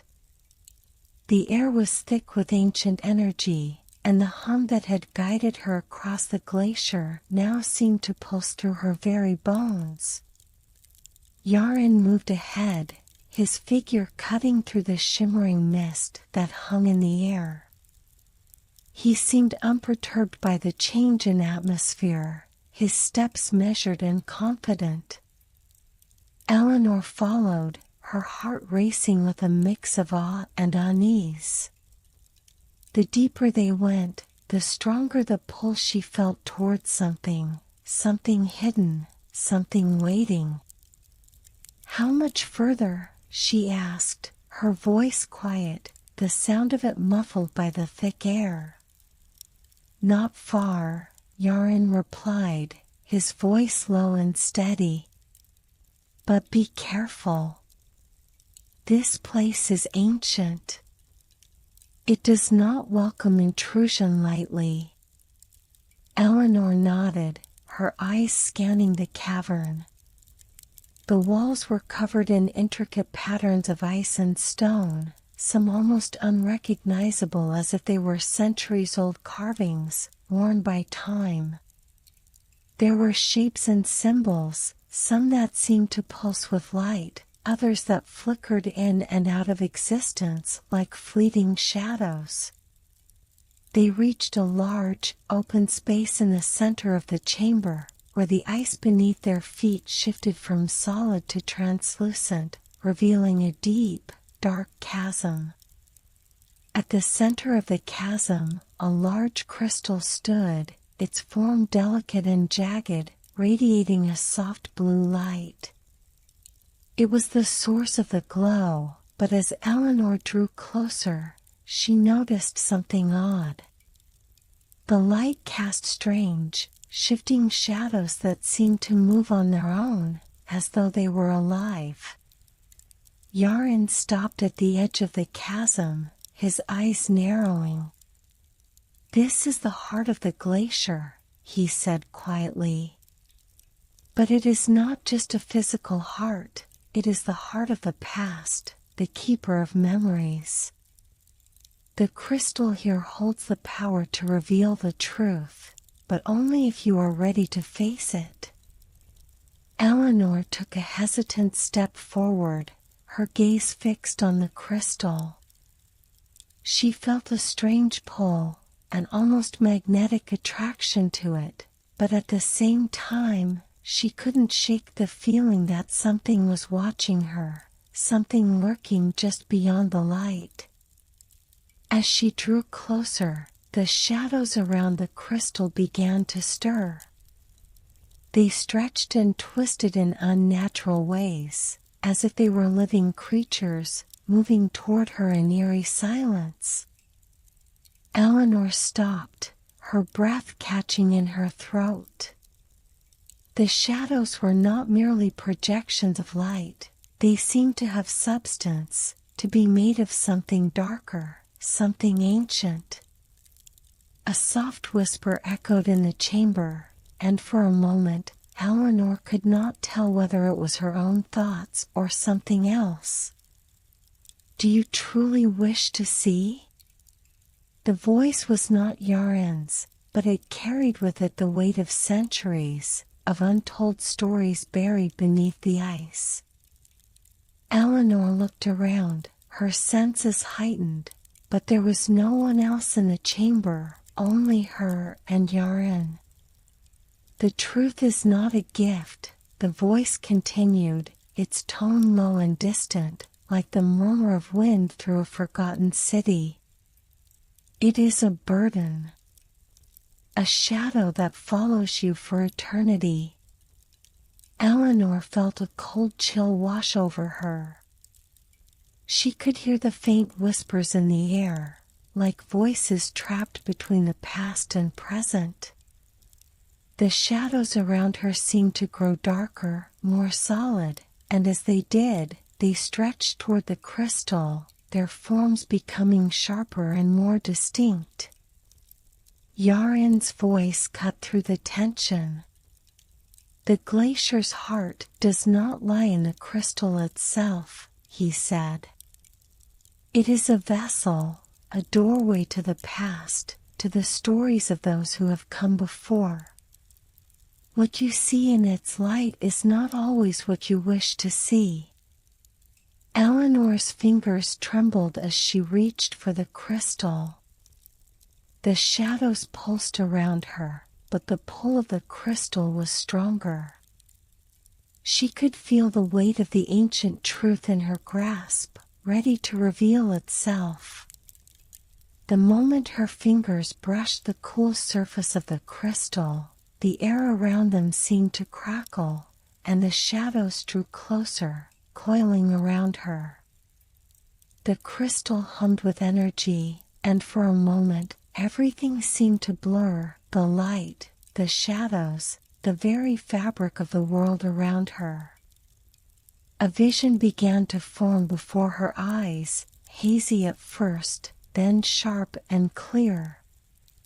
She saw a great city, its streets lined with towering stone buildings, its people busy with their lives. The city was alive with energy, with the hum of industry, the laughter of children, the bustle of commerce. But then the vision shifted. The city trembled, as if struck by some unseen force. Eleanor could see the panic in the faces of the people, hear their cries, feel their fear as the ground beneath them began to split. The streets cracked open, the buildings crumbled, and the sky darkened with swirling, shadowy clouds. As the vision faded, Eleanor's heart pounded in her chest. She had seen it, the fall of the city, the event that had brought ruin to the world. It was not just a memory, it was a warning. Suddenly, the shadows around her seemed to come alive, swirling with intent.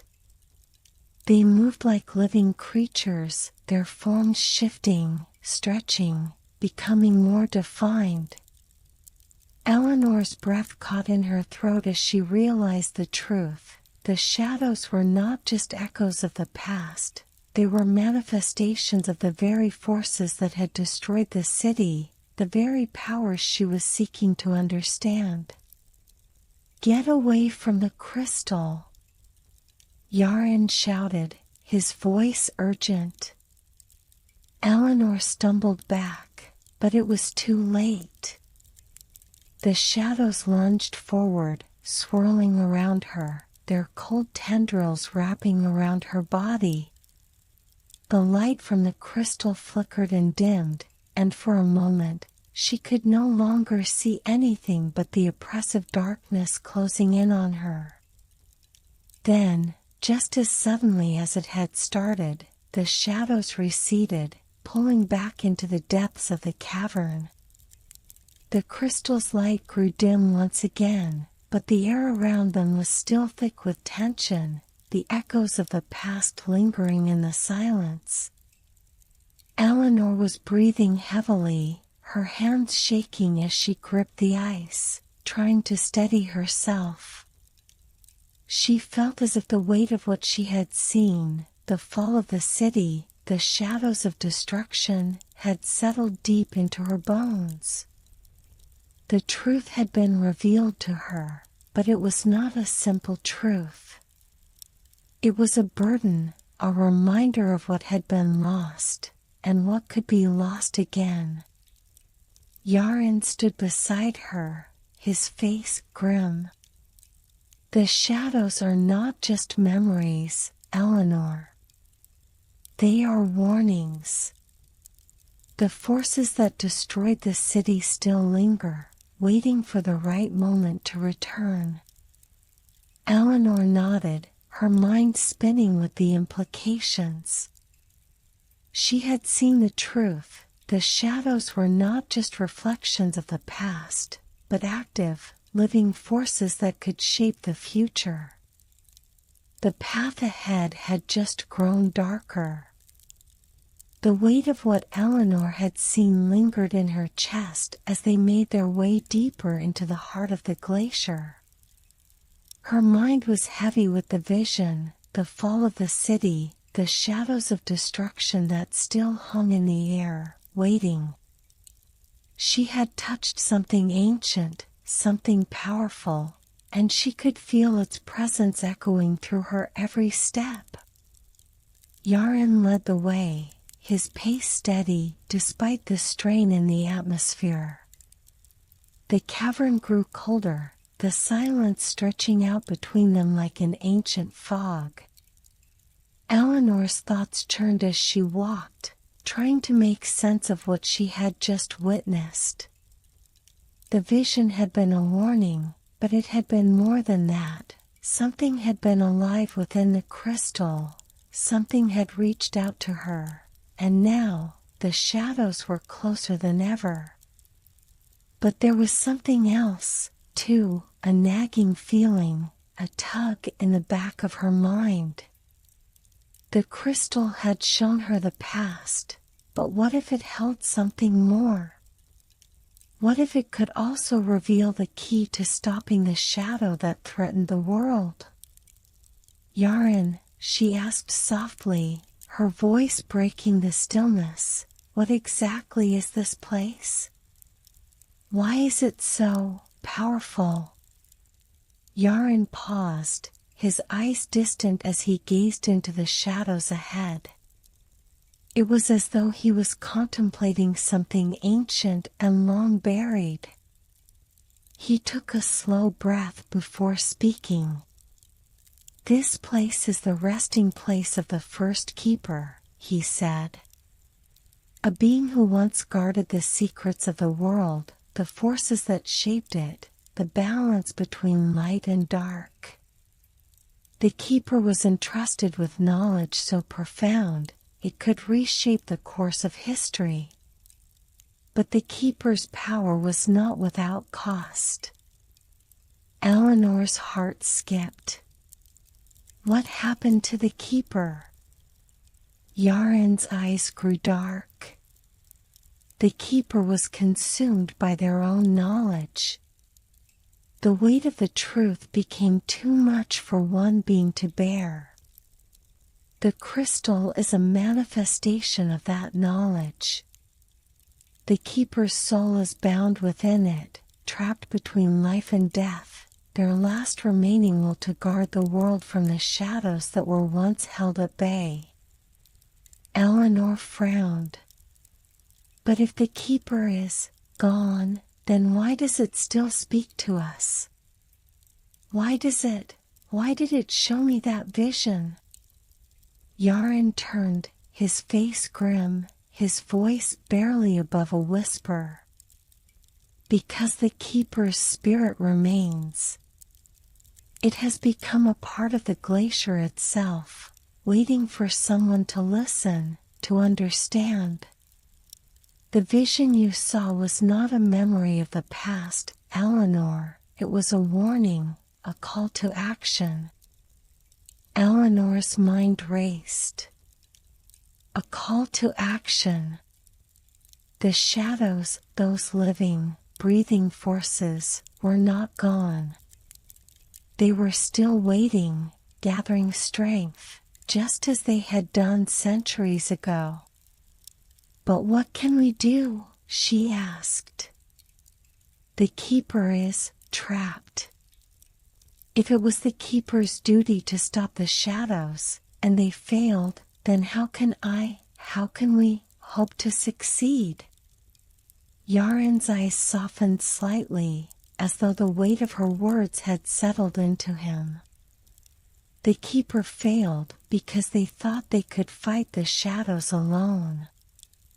The balance that the keeper guarded, light against dark, creation against destruction, was never meant to be upheld by one being. It is a cycle, a dance between forces. The shadows are only as strong as the light that opposes them. And now, that light is fading.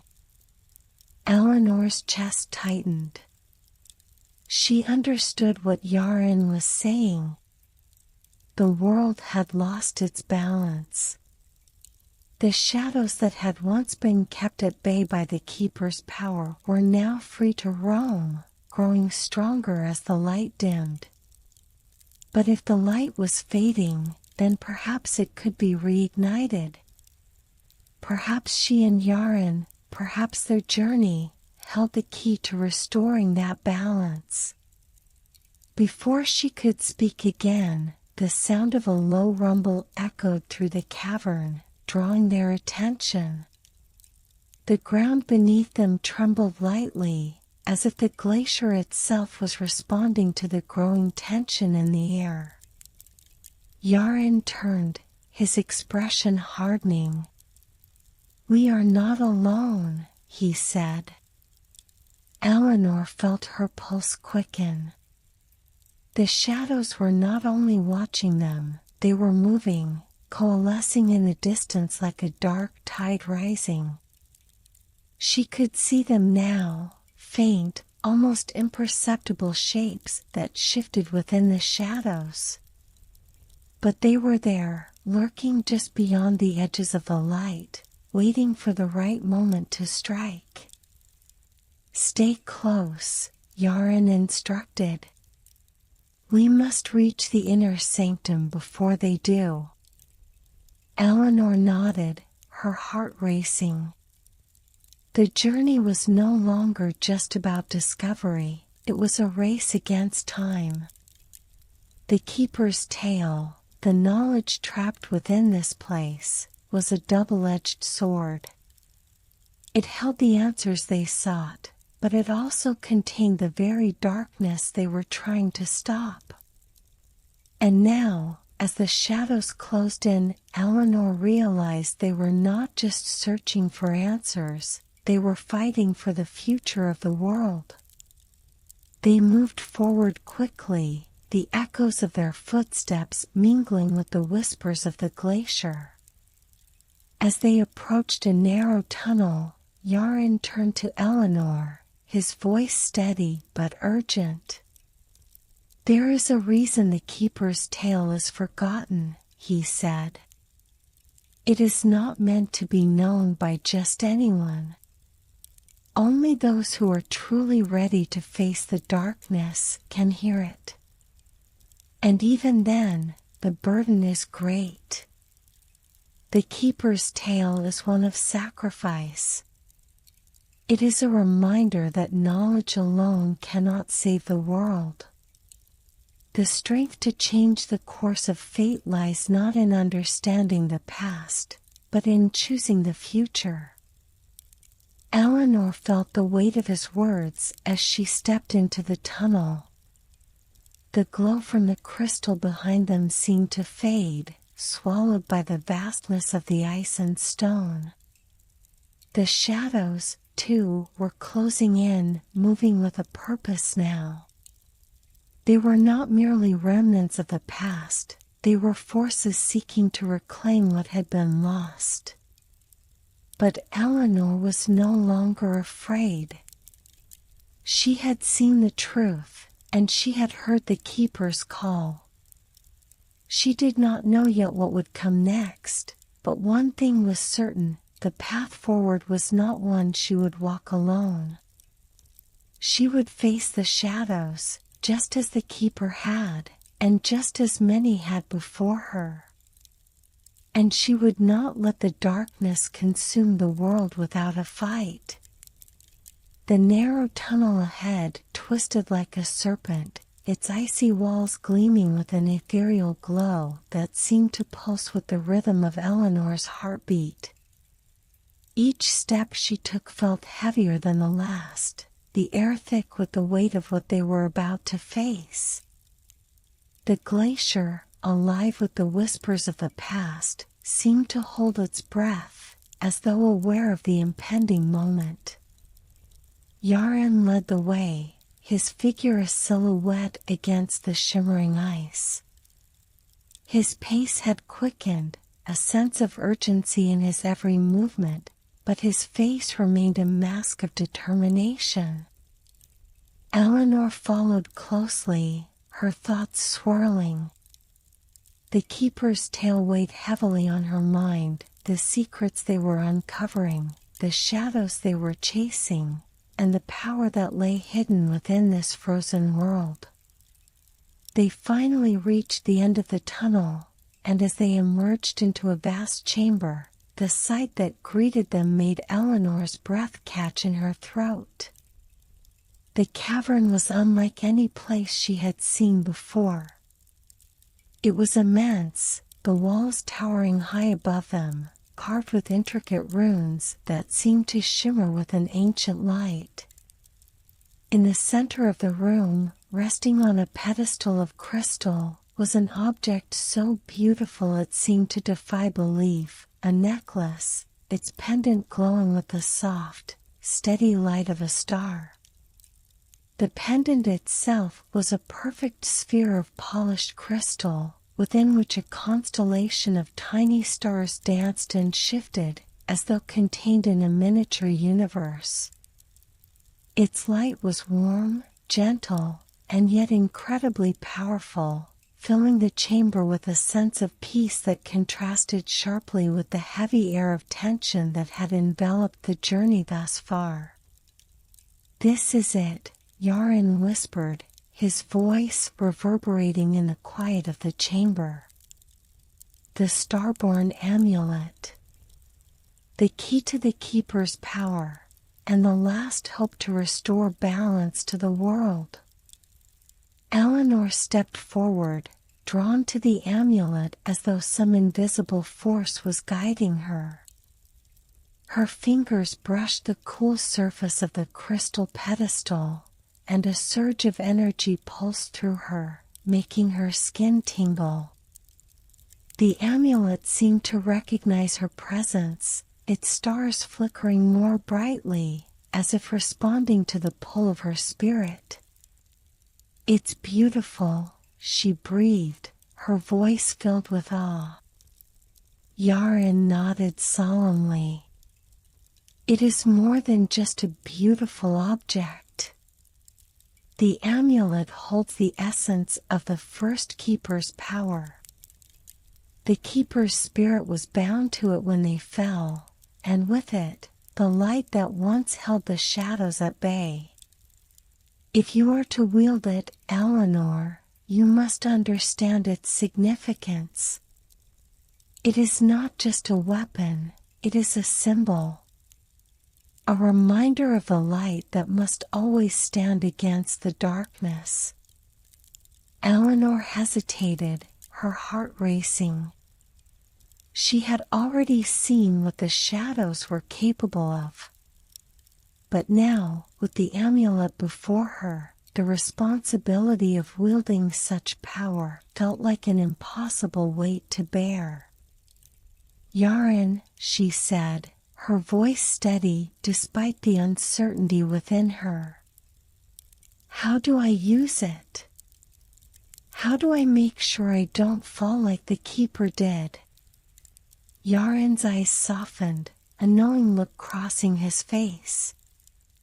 "The amulet is not meant to be used alone, Eleanor. It draws its strength from those who seek to restore balance, not just through power, but through unity, through understanding.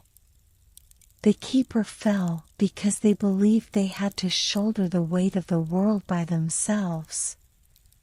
But you do not have to face this alone. The amulet is strongest when it is wielded with others, when the forces of light and shadow come together, not as enemies, but as parts of a greater whole. Eleanor took a deep breath, trying to steady herself. She could feel the truth in his words, but they felt like a distant echo. She had seen too much, and the shadow that loomed over the world was growing closer by the day. The amulet, though powerful, felt like a fragile thing in her hands, a beacon of hope surrounded by an encroaching darkness. She reached for it, her fingers trembling as they brushed the surface of the crystal sphere. The stars within the pendant seemed to come alive, swirling faster and brighter, and for a moment, she thought she heard the faintest whisper, a voice, ancient and yet familiar, calling to her. Eleanor. The time has come. You are the light. Do not fear the shadows. The voice faded, but the sensation of it lingered in her mind, a soft echo that seemed to come from deep within her own soul. She closed her eyes for a moment, centering herself, feeling the weight of the amulet's energy. Take it, Yaren said softly. It is yours, if you choose to accept it. Eleanor opened her eyes, and without hesitation, she grasped the pendant. The moment her fingers closed around it, a surge of energy coursed through her, filling her with warmth, light, and a strange sense of understanding. The stars within the crystal grew brighter, swirling in a dazzling display of light, as though they were alive, responding to her touch. For a moment, Eleanor felt as though she were standing on the edge of the universe itself. The amulet's light enveloped her, and in that instant, she understood. The balance of light and shadow was not something that could be forced. It was a delicate equilibrium, one that required more than just strength, it required harmony. The light was not an opposing force to the darkness, it was a part of it, just as the darkness was part of the light. And the amulet was a symbol of that unity. She turned to Yaren, who was watching her with a mixture of pride and concern. You were right, Eleanor said, her voice steady. The keeper failed because they tried to fight alone. But we are not alone. We have each other. Yaren smiled faintly. Exactly. Together, we are stronger than we could ever be apart. Eleanor stood tall, the amulet now resting comfortably against her chest. The power of the keeper was now within her reach, but it was not just about wielding that power, it was about understanding its true purpose. The shadows that threatened the world were not mere enemies to be vanquished, they were part of a larger cycle, a dance of light and darkness that needed to be understood and respected. But as the amulet's light began to settle, Eleanor's thoughts turned once more to the task at hand. They still had a long way to go, and the shadows were not idle. The amulet was only the first step, a beacon in the darkness, but now, it was time to take the next step, to face the true challenge ahead. Yaren, sensing her resolve, nodded in approval. The path ahead will not be easy, but you are ready. We are ready. Eleanor nodded in return, her gaze firm. She was ready, not just to fight, but to understand. The balance of light and shadow was within her reach, and with the amulet as her guide, she would take the first step into the unknown, knowing that the journey was far from over. The shadows were waiting, but so was the light. And this time, they would face them together.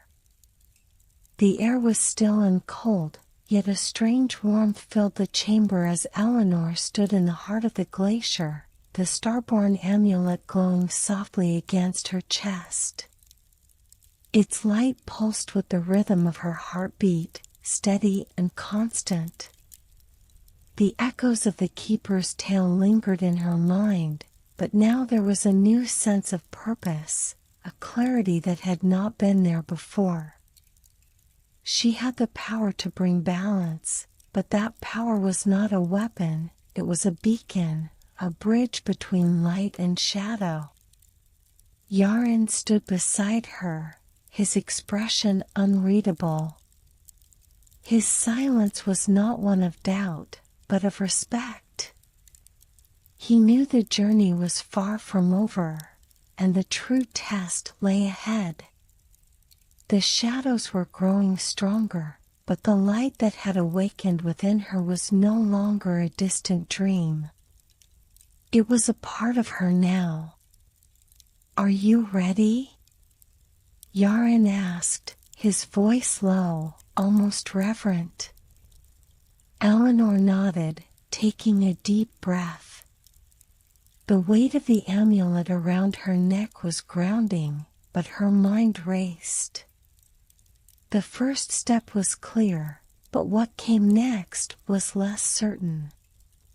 They had to leave the safety of the glacier, to venture into the wilds of the world beyond. The shadows were not merely creeping, they were spreading, moving faster than they had anticipated. Time was a luxury they no longer had. As they began their journey back through the ice tunnels, the light of the amulet illuminated their path, casting long shadows against the walls. The air grew colder the deeper they traveled, but Eleanor could feel something else, something strange and unsettling, like the very earth beneath them was shifting, responding to their presence. When they emerged from the glacier, the world outside was bathed in the pale light of the early morning. The sky above was a wash of soft blues and purples, the stars still twinkling faintly as the first rays of dawn began to filter through the horizon. The winds that had been howling just moments before had quieted, and the landscape stretched out before them, vast and untouched, an endless expanse of snow and ice. But as Eleanor gazed out over the frozen plains, a sudden movement caught her eye, a flash of light, quick and fleeting, as though the very air had been disturbed. Yaren's eyes narrowed as he scanned the horizon. "They are here," he murmured, his voice tense. The wind picked up again, this time with a new energy, as if answering some unseen call. Eleanor felt a strange tingling in the air, a sensation that was both exhilarating and unnerving. The light of the amulet flickered, responding to the shift in the atmosphere. It was then that she realized there was more to this world than she had yet understood. The light, the shadows, and even the very winds, they were all connected in ways she had never imagined. And then, in the distance, she saw them, figures moving across the sky, shimmering like ghosts of the wind itself. The sky spirits. The first of the spirits appeared as a silhouette against the pale blue sky, a creature of grace and beauty, with wings that shimmered like 1,000 stars. As it soared higher, more followed, each spirit a different form, each one as beautiful and elusive as the last. They moved in a delicate, synchronized dance, their wings tracing patterns in the air, creating swirling trails of light that sparkled like stardust. It was as though the very sky had come alive, and the spirits were the heartbeat of the world itself. Eleanor gasped, her hand instinctively going to the amulet as she felt the powerful presence of the spirits. She had heard stories of the sky spirits, beings of ancient power that lived within the winds, protecting the balance of the world. But she had never seen them before. She had only heard the whispers of their movements, the stories told by those who had witnessed their dance from afar. "This is their realm," Yarin said softly, as though in awe. "The sky spirits are the keepers of the winds, the guardians of the heavens. They move through the world with purpose, shaping the currents of air that guide us.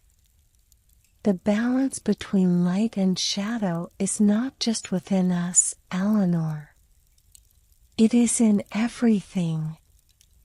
In the winds. In the stars. In the very dance of the world." The spirits danced in spirals, their bodies glowing with a radiant light, their wings creating a symphony of motion. The air around them shimmered, and for a moment, it felt as though the world itself was breathing in time with their movements. The shadows, though distant, seemed to retreat in the presence of the spirits, as if they, too, were drawn into the rhythm of the dance. Eleanor stood still, mesmerized by the beauty of it all. But as she watched, something deep inside her stirred, a sense of recognition. The light of the amulet seemed to resonate with the spirits, their movements syncing with the pulsing glow of the crystal. It was as if the amulet and the spirits were speaking the same language, an ancient one that transcended time and space. Yarin turned to her, his face serious now. "They are trying to tell you something. The sky spirits only appear when the world is out of balance, when the forces of light and shadow are at war. They are here to guide us, to help restore the equilibrium." Eleanor took a deep breath, feeling the weight of his words. She had known the journey would be difficult, but now she realized that the path ahead was not just a matter of confronting the darkness, it was about understanding the world itself, about becoming a part of the delicate dance between light and shadow, wind and ice, spirit and flesh. As the spirits continued their graceful movements, a single spirit broke free from the formation and descended toward her. It hovered before her, its wings shimmering like liquid light. Eleanor felt the pull of its presence, the urge to reach out and touch it, to understand what it was trying to communicate. The spirit's eyes, though not eyes in the human sense, seemed to fixate on her, and for a moment, she felt as though it were searching her very soul. The wind around her grew still, and the world seemed to hold its breath. Then, the spirit spoke, not with words, but with a feeling, a deep, resonant pulse that vibrated within her chest, filling her with warmth and understanding. "You are the keeper now. The amulet is your guide, but you must trust the winds. Trust the dance of the sky, for it will show you the way." Eleanor blinked, the words echoing in her mind like a song. The spirit's form shimmered once more, and then, with a graceful twist of its wings, it disappeared into the sky, joining the others in their dance. The winds rose again, swirling around her, carrying with them the knowledge of ages past. She looked to Yarin, who was watching her with a knowing gaze. "The sky spirits have spoken," he said, his voice reverent. "They have recognized you, Eleanor. You are not alone in this. The forces of nature, of light, and of shadow, they are with you. But you must learn to move with them, to listen to their rhythm." Eleanor nodded, feeling a new sense of clarity settling within her. The journey was far from over, but now she understood. The key to restoring balance was not just to fight against the shadows, it was to dance with the forces of the world itself, to understand the rhythms of light and darkness, to move as one with the winds, the sky, and the earth. And with the sky spirits as her guide, she would find the strength to face whatever lay ahead. The winds had calmed, but the air felt heavy, as though the world itself was holding its breath. Eleanor stood at the edge of the icy plains, gazing into the vast horizon where the sky met the earth in a seamless, endless expanse. The stars were brighter now, their light piercing the night like 1,000 tiny beacons in the dark. Yet, there was a strange stillness to the scene. The sky spirits had danced, and the winds had whispered their secrets, but beneath the beauty of the night, Eleanor felt an unease settle in her chest. The shadows were growing, creeping closer with every passing moment. She could sense them, thin, formless threads of darkness that curled around the edges of the light. They were patient, waiting, gathering strength in the quiet. The balance that she had hoped to restore seemed more fragile than ever, and she could feel the weight of the task pressing down on her. Yarin stood beside her, his eyes scanning the horizon, his face hard and unreadable. He had been silent ever since the sky spirits had vanished, but Eleanor could tell that the same unease had taken root within him. The shadow was coming. She could feel it, too. "What happens now?" she asked, her voice barely a whisper, as if speaking too loudly might disturb the delicate peace that hung in the air. Yarin turned to face her, his expression somber. "The sky spirits have shown us the way, but the shadows are still growing. They will not simply vanish because of our light. The night is endless for a reason. The balance between light and darkness is not just a matter of fighting back the dark, it is understanding it, embracing it, and finding a way to coexist with it." Eleanor frowned, not fully understanding. "Coexist with the darkness? How can that be?" Yarin's gaze softened, but his eyes were filled with something else, an ancient sorrow. "Darkness is not inherently evil, Eleanor. It is a part of the world, just as much as light is. It is the shadow of all things, the stillness, the quiet of the night. Without it, there would be no rest, no reflection. The world would be nothing but a blinding, endless day. But when the balance is lost, when the shadow grows unchecked, it consumes everything, and that is when it becomes a threat." Eleanor looked up at the night sky, trying to make sense of his words. The stars above her twinkled softly, their light cool and distant, but the shadows that surrounded them seemed to draw closer with every breath she took. She had never considered that darkness could be anything other than an enemy, something to be fought against, banished from the world. But Yaren was right. It was a part of the world. And if the light she carried was to have any true meaning, she would have to learn how to balance it. The thought was both daunting and freeing. She had always believed in the purity of light and its ability to cast away the dark. But now, as she stood here, in the vast expanse of the frozen world, she realized that her journey was not just about shining brighter, it was about understanding the interplay between both sides, and finding a way to navigate the space between them. Suddenly, the wind picked up again, swirling around them with an eerie, haunting sound, like a distant voice calling from far away. Eleanor's heart skipped a beat, and she instinctively reached for the starborn amulet.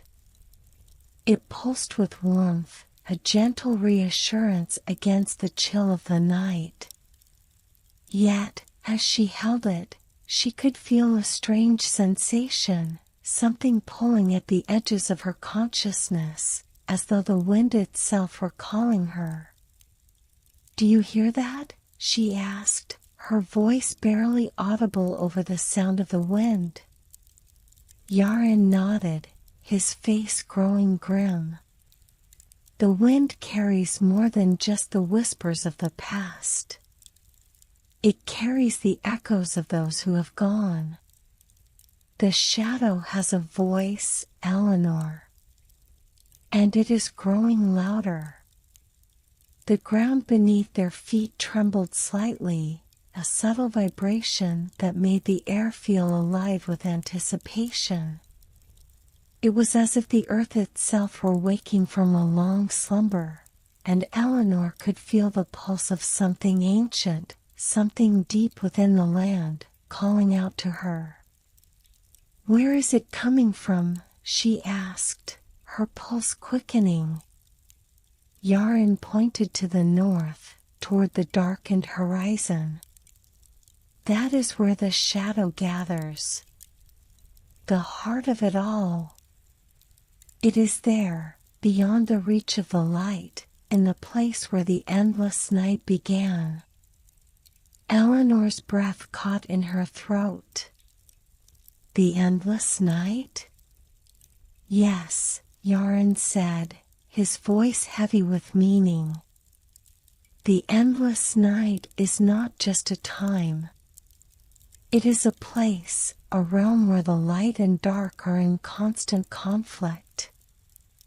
It is the birthplace of the shadow, the source of its power.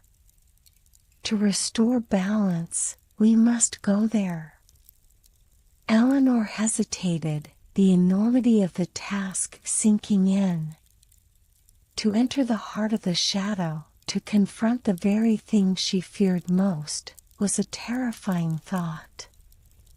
Yet, she knew there was no other choice. The world depended on it. The starborn amulet at her chest pulsed once more, and this time, the warmth that radiated from it was not just a comfort, it was a call to action. She had been chosen for this journey, and there was no turning back now.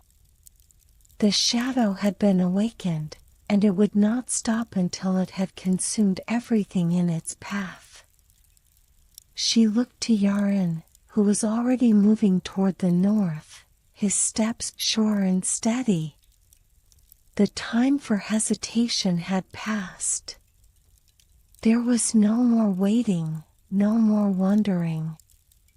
The shadow was waiting for them, and they could no longer hide from it. With a final glance at the vast, starry sky, Eleanor followed Yaren into the endless night. The winds held around them, the darkness pressing in on all sides, but she held the starborn amulet tightly in her hand, its light cutting through the dark like a beacon. Together, they would face the heart of the shadow. And they would not let it swallow the world. The landscape stretched out before Eleanor and Yaren, vast and unbroken, as they ventured into the heart of the endless night. The dark sky above them was a cold, velvet expanse, untouched by the light of any moon. Only the stars, those ancient, distant witnesses, offered any sense of guidance. They twinkled in quiet defiance of the shadows below, their light steady but faint, like the pulse of a heart in a silent world. The wind held again, this time with a desperate edge, as if urging them forward. Eleanor could feel it, deep in her bones, the weight of the journey pressing on her, the unspoken promise of the path they walked. There was no going back now. Every step they took felt like an echo of all the steps taken before, the many travelers who had walked this road, some in pursuit of light, others in search of something they could never define. As they walked, the shadows seemed to shift, never fully retreating, always lingering just beyond the reach of their steps.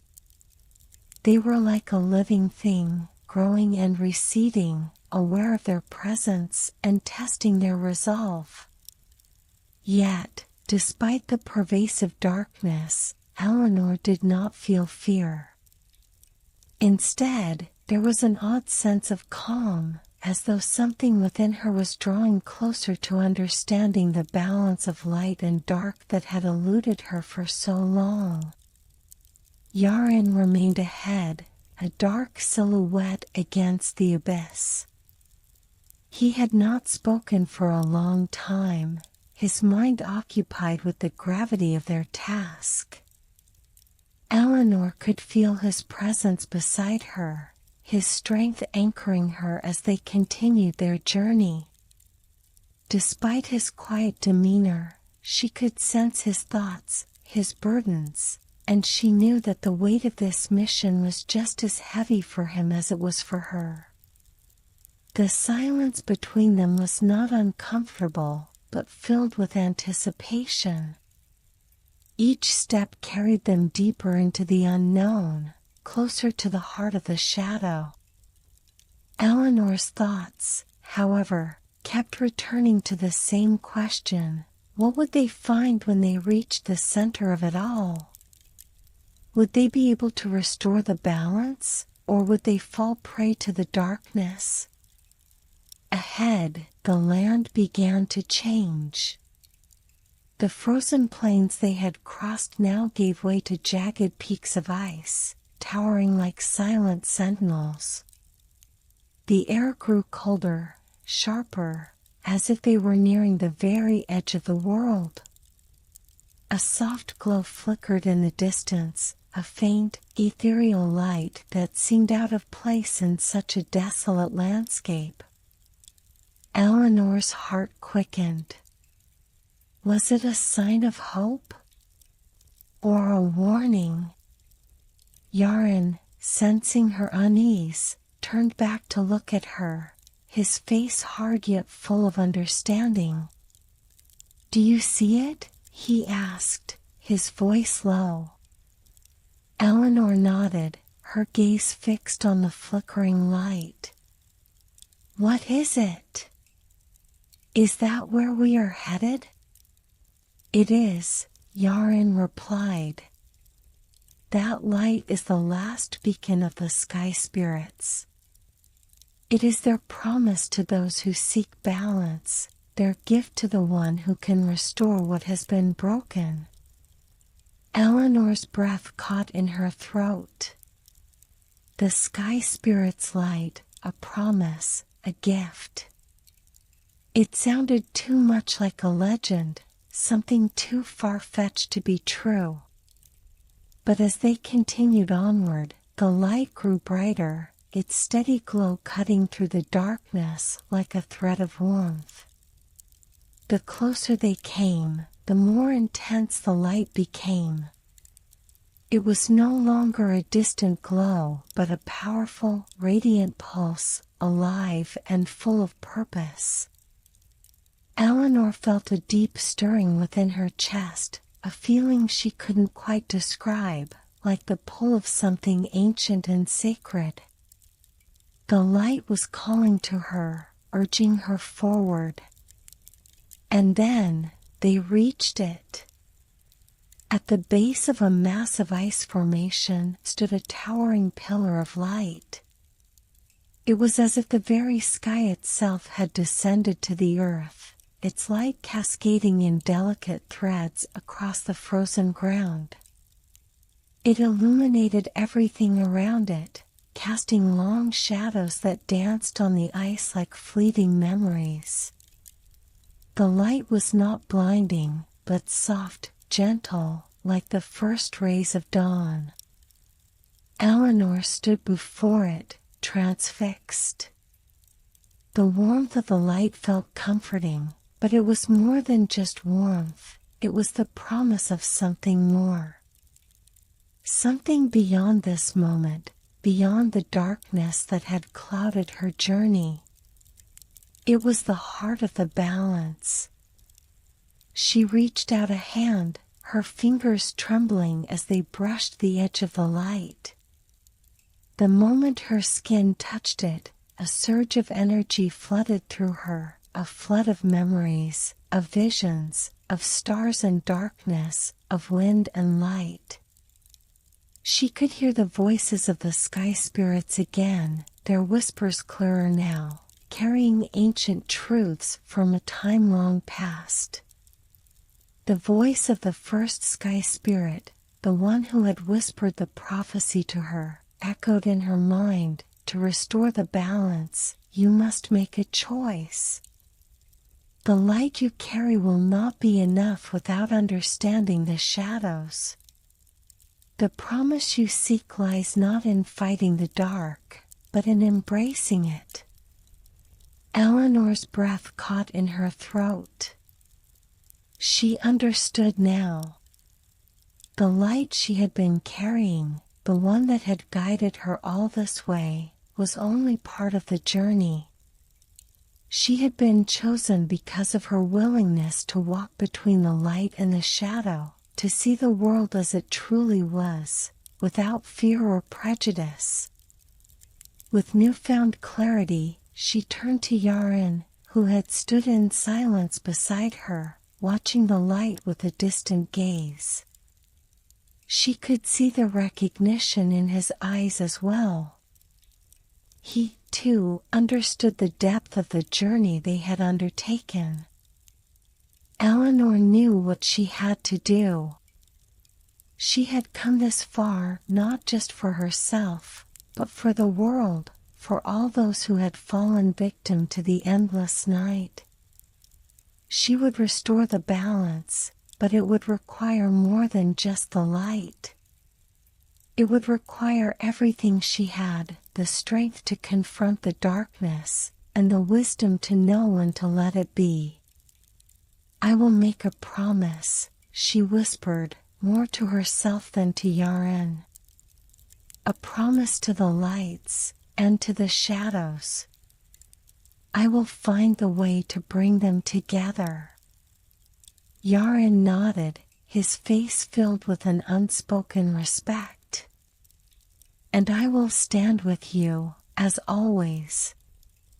The pillar of light flared once more, its glow bathing the frozen land in a soft, shimmering radiance. It was as though the sky spirits themselves were watching, waiting for the moment when Eleanor would fulfill the promise she had made. The light was not just a beacon now, it was a reminder that no matter how dark the night became, there would always be light, if only one knew how to find it. As Eleanor turned away from the light, she knew her journey was far from over. There was still the shadow to face, still the endless night to conquer. But now, she carried with her the knowledge that both light and dark were part of the same cycle. And together, they would create a harmony that the world had long forgotten. With Yaren at her side, Eleanor stepped forward, ready to fulfill her promise to the lights and to the shadows. The path ahead would not be easy, but she no longer feared the unknown. For in the heart of the darkness, there was always a spark of light waiting to be discovered. Eleanor's heart was heavy as she walked away from the pillar of light. The air around her felt thick, charged with a power she had only begun to understand. The glowing radiance was still strong in her mind, filling her with both awe and resolve. Yet, even as she felt the pull of the light, she knew her journey was far from finished. The true test was not in reaching the beacon, but in what came next, how to harness that light, and how to restore the balance that had been broken so long ago. Yaron, silent as ever, walked beside her, his footsteps steady in the deepening cold. He had not spoken since Eleanor had touched the light, but she could feel his presence, his quiet support. The silence between them was no longer uneasy, but shared, a moment of reflection and understanding. The road ahead was daunting, but it was one they would travel together. The path before them was more treacherous now. The jagged ice formations around them grew higher, their sharp edges like the teeth of some ancient creature. The air itself felt colder, sharper, as though the earth itself was holding its breath. Eleanor could feel the darkness pressing in again, but this time it was not the same oppressive weight she had known before. It was different, less a force of fear, and more a force of inevitability. The shadow had always been part of this world. It was not something that could be destroyed, only understood, balanced. As they continued, Eleanor found herself thinking of the prophecy, the words of the sky spirit that had guided her thus far. To restore the balance, you must make a choice. The light you carry will not be enough without understanding the shadows. The promise you seek lies not in fighting the dark, but in embracing it. Her thoughts wandered to the choice she had yet to fully make. The light had been a constant companion, a symbol of hope and direction, but it was the darkness she had to reconcile with. The darkness that held the key to the restoration she sought. She had always feared it, resisted it, but now, standing on the precipice of the final glow, she understood.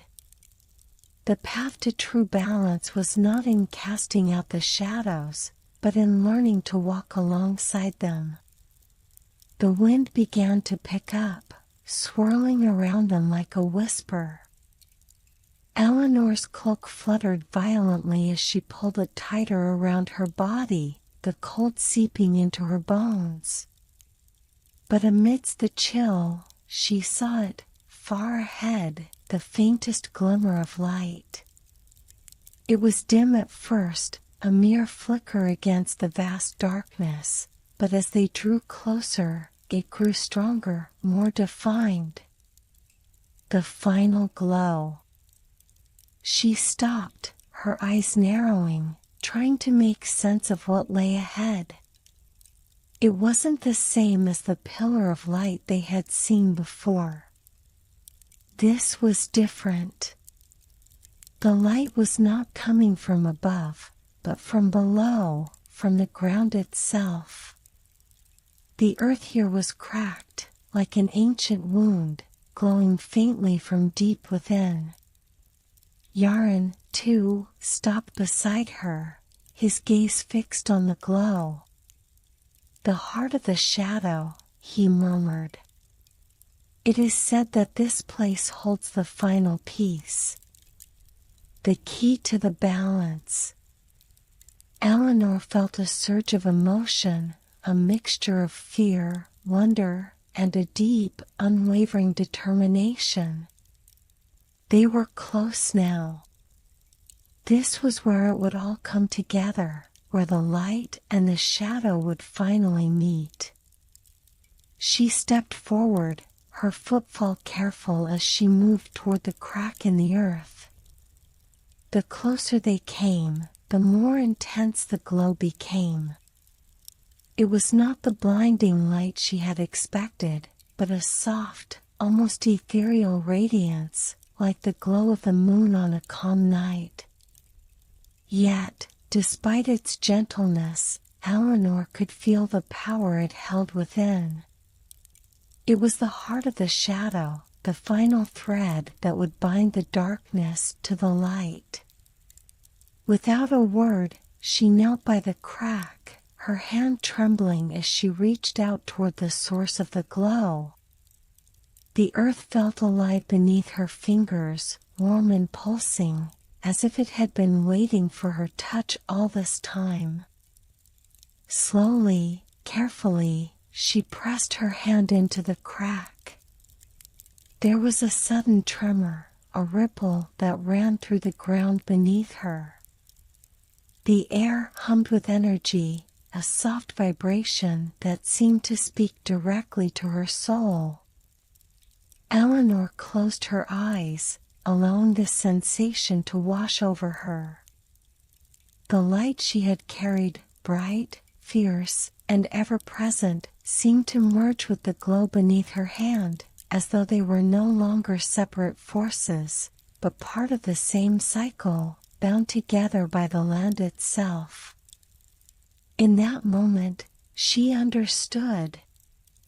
This was the true nature of balance, not the exclusion of the shadow, but its inclusion.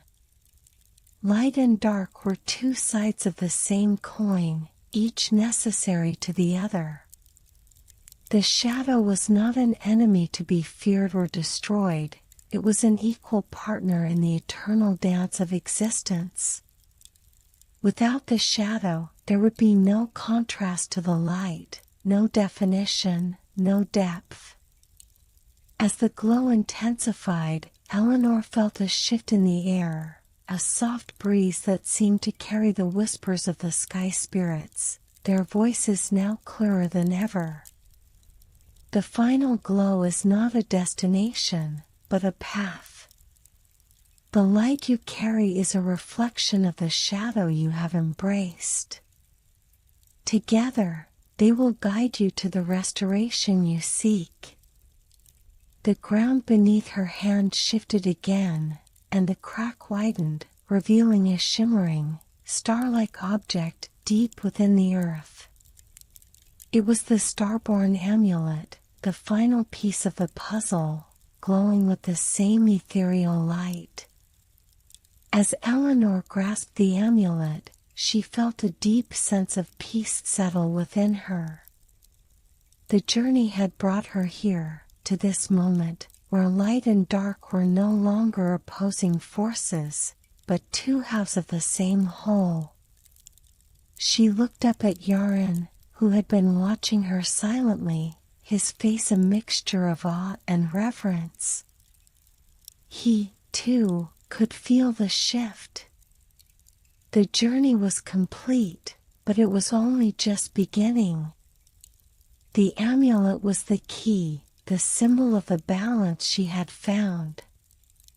Together, they would return to the world and restore the harmony that had been lost. The final glow, Eleanor whispered, holding the amulet aloft. It is not just the light we seek, but the understanding of the shadows that walk with us. Yaron nodded. And now, the balance will be restored. Together. With the amulet in hand, Eleanor felt a sense of finality, but also of anticipation. The path ahead would be long and challenging, but for the first time, she no longer feared what lay in the darkness. For in that darkness, there was always a glimmer of light, waiting to be found.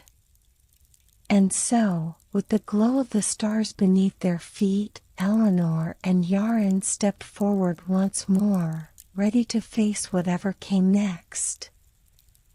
Eleanor stood at the edge of the cracked earth, the starborn amulet glowing softly in her hand, casting long shadows on the frozen ground. The final piece had been placed in its rightful place.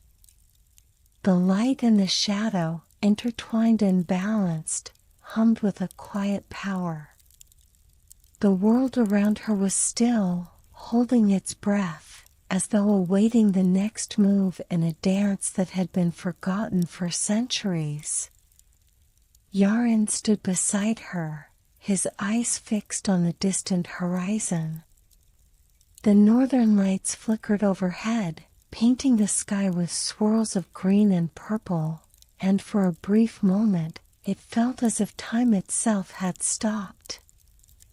The world was at peace, but there was still work to be done. The restoration was not complete yet, it was only the beginning. "Do you feel it?" Eleanor asked quietly, her voice barely louder than a whisper against the wind. She could sense the change in the air, the subtle shift that told her the balance was returning to the land. It was a feeling she could not fully describe, but it was as if the earth itself was breathing again. Yaren nodded, his gaze distant, yet full of understanding. "The shadow has been embraced. The light has been restored. The world will begin to heal now, but it will take time. The darkness you faced was never meant to be defeated, only understood. Only accepted." Eleanor closed her eyes, letting the words sink in. She had spent so much of her life running from the dark, trying to rid herself of it, fearing what it might do to her. But now, standing here in the heart of the world where light and shadow danced together, she understood. The darkness was not something to fear. It was part of the natural order, a companion to the light. Without it, there could be no balance, no harmony. Opening her eyes, Eleanor took a deep breath, feeling the cold air fill her lungs. The first rays of dawn were breaking over the horizon, painting the sky with the soft colors of morning. The journey had been long, but it had brought her here, to this moment. She had found her path, her purpose, and most importantly, she had found a way to restore the world. The final glow, she whispered to herself, her fingers tracing the edges of the amulet, was never just about the light. It was about understanding, about acceptance. It was about bringing the light and shadow together, so they could both heal. The sound of distant waves, gentle and soothing, reached her ears. She looked over at Yaren, who was still silent, his face filled with a sense of quiet contemplation. It was clear that, though their journey was complete, neither of them felt the weight of finality. There was still much work to be done. The restoration of the world, of the balance between light and shadow, would not happen overnight. "We are not done," Yaren said softly, as though reading her thoughts. "The world will need time to heal. And we will be its guardians, its keepers. The light will guide us, and the shadow will teach us." Eleanor nodded, feeling the truth of his words in the deepest parts of her soul. They were ready.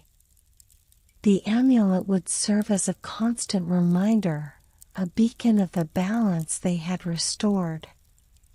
Together, they would return to the world they had left behind, not as wanderers, but as protectors, keepers of the harmony between light and shadow.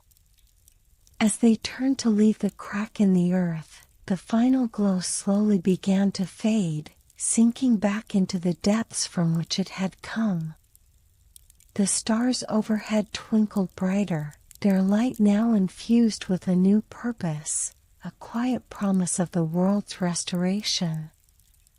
The journey ahead was uncertain, but Eleanor knew one thing for sure: home was no longer a place. It was a feeling, a state of being. She had found it beneath the stars, in the quiet understanding of the light and shadow, and in the companionship of someone who had walked beside her through the darkest of times. "Let's go home," she said to Yarin, her voice filled with a quiet resolve. Yarin's lips curled into a small, knowing smile, and he nodded. Home, beneath the stars. Together, they began their journey back, the star-born amulet still glowing softly in Eleanor's hand, its light mingling with the stars above. The night was behind them now, but ahead lay a new dawn, a dawn that held the promise of healing, of balance, and of a home built not on light or shadow alone, but on the understanding of both. The path before them was long, but Eleanor no longer feared the darkness that lay ahead. She had embraced it. And now, she could walk forward, knowing that the light would always be with her, guiding her, just as the stars guided the way home.